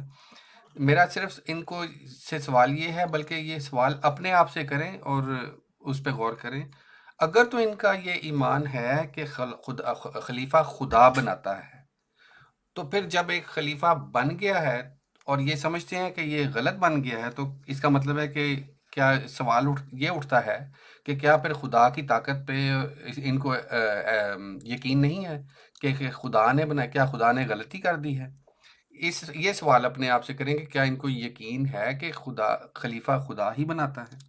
اور ایک جو میں بات ضرور کہنا چاہوں گا کہ مجھے بڑی خوشی ہوئی ہے آج ان کی باتیں سن کے. وہ اس لیے خوشی ہوئی کہ انہوں نے کہا کہ میں اپنے ایمان کو کویسچن کر رہا ہوں.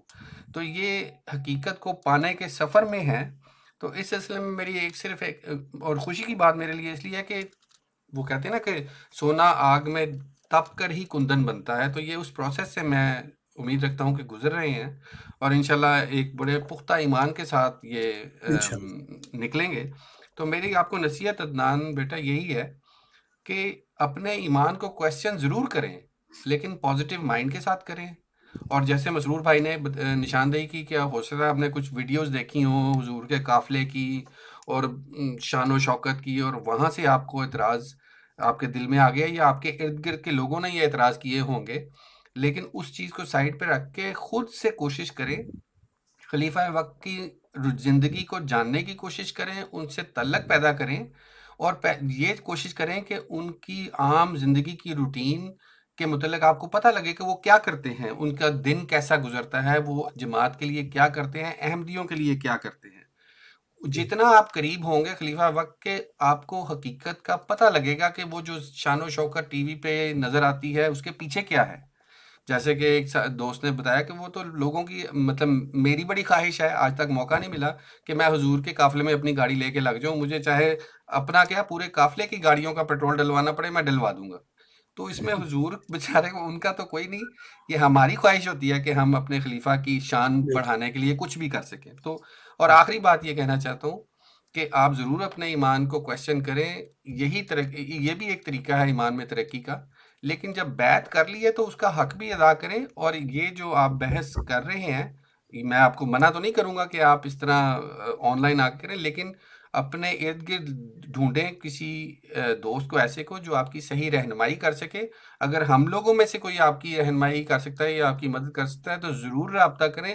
آپ کے ہر سوال کا جواب دیں گے ہم, جو سا بھی صحیح غلط اچھا برا جو سا بھی سوال ہوگا ضرور جواب دیں گے, یہ میرا وعدہ ہے آپ سے. ٹھیک ہے جی رضا بھائی, نمبر بہت شکریہ رضا بھائی, نمبر دے دیے ہیں.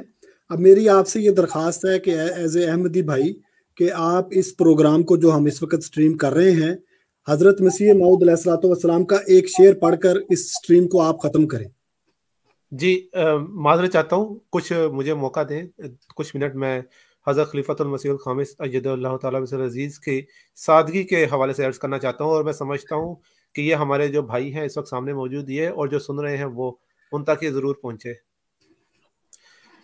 देखें, मुझे ज़ाती तौर पर मौका मिला है सैयदना व मामना हज़रत अक़दस खलीफतुल मसीहुल खामिस अय्यदहुल्लाहु तआला बिल अज़ीज़ की ज़िंदगी को जांचने का और आपके करीब तर होके देखने का। देखें, हजूर जब यहाँ एक मस्जिद के इफ्तिताह के लिए तशरीफ़ लेके आए थे, तो वहाँ मैंने देखा कि जो सामान था हजूर का, जिसे कहते हैं ना वाइट गुड्स, यानी कि बिल्कुल सादा सामान, वो था सादा कप, सादा सोफ़ा, एक सिंगल बेड, एक सामने छोटा सा जो कॉफ़ी टेबल जिसे कहते हैं वो पड़ा हुआ। ये कुल हजूर का एक इंतहाई सादा सा सामान वहाँ पे मौजूद था जहाँ हजूर ने ठहरना था 3 दिन। और उसके अलावा हजूर की रेजिडेंस के बारे में पहले भी बता चुके हैं, और मेरे एक इंतहाई करीबी रिश्तेदार जो कि वहाँ मस्जिद फजल में जब हजूर रहते थे, उधर वो कंस्ट्रक्शन का काम कर रहे थे, और उन्होंने बताया कि हजूर के कमरे में जहाँ हजूर बैठ के काम करते थे अपना दफ्तर, वहाँ पर एक और दो दफातर हैं, तो एक और दफ्तर में हजूर का आंखों में रोशनी पड़ती थी। तो हजूर ने फरमाया कि ये जो सामने स्किप पड़ी है ना, स्किप यानी कि वो एक ऐसी जगह जहाँ पर स्क्रैप का सामान जाता है, वह ऐसा सामान जो कि तोड़ फोड़ का शिकार हो चुका होता है, टूट फूट का शिकार हो चुका होता है, और फेंकने के काबिल होता है, नाकाबिल इस्तेमाल होता है। हजूर ने हुक्म दिया उसमें से कोई पुरानी लकड़ी ढूंढो, वो रोशनदान ज़्यादा खुला हुआ है, उससे मेरी आंख में रोशनी पड़ती है और मुझे बहुत डिस्टर्बेंस होती है, तो वो पुरानी लकड़ी लगा के और इस रोशनदान को आर्जी तौर पर जो है वो बंद करो।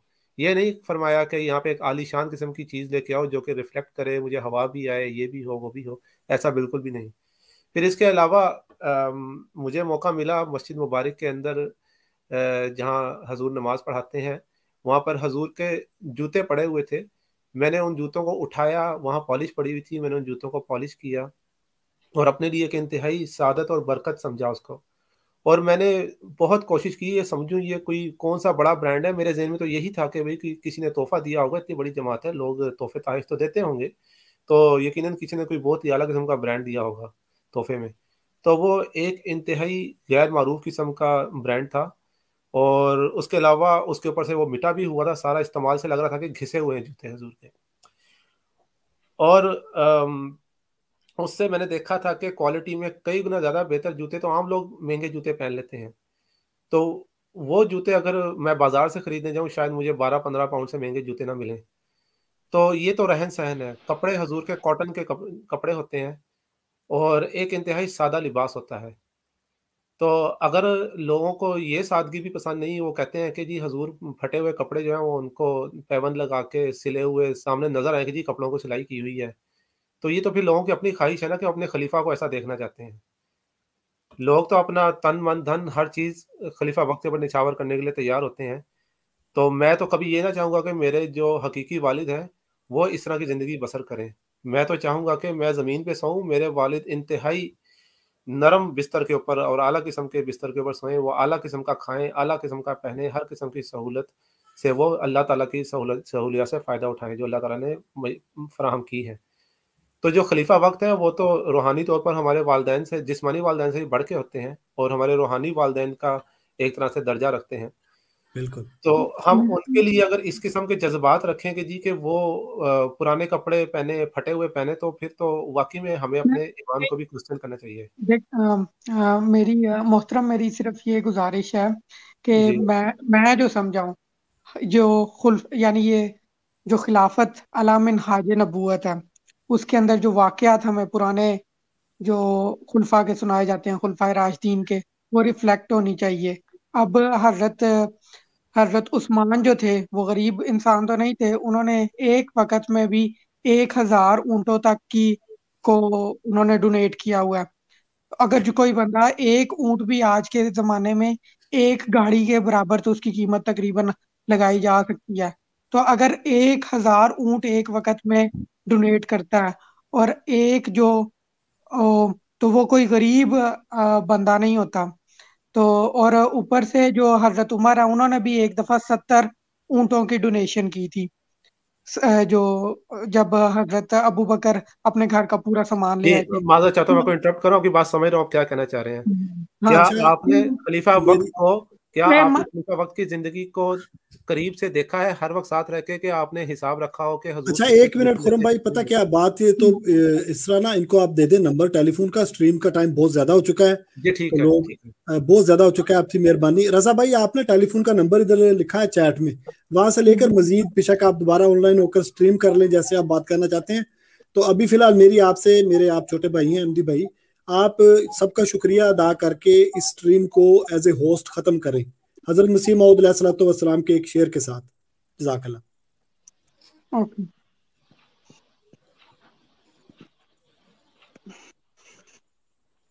करें रजा भाई।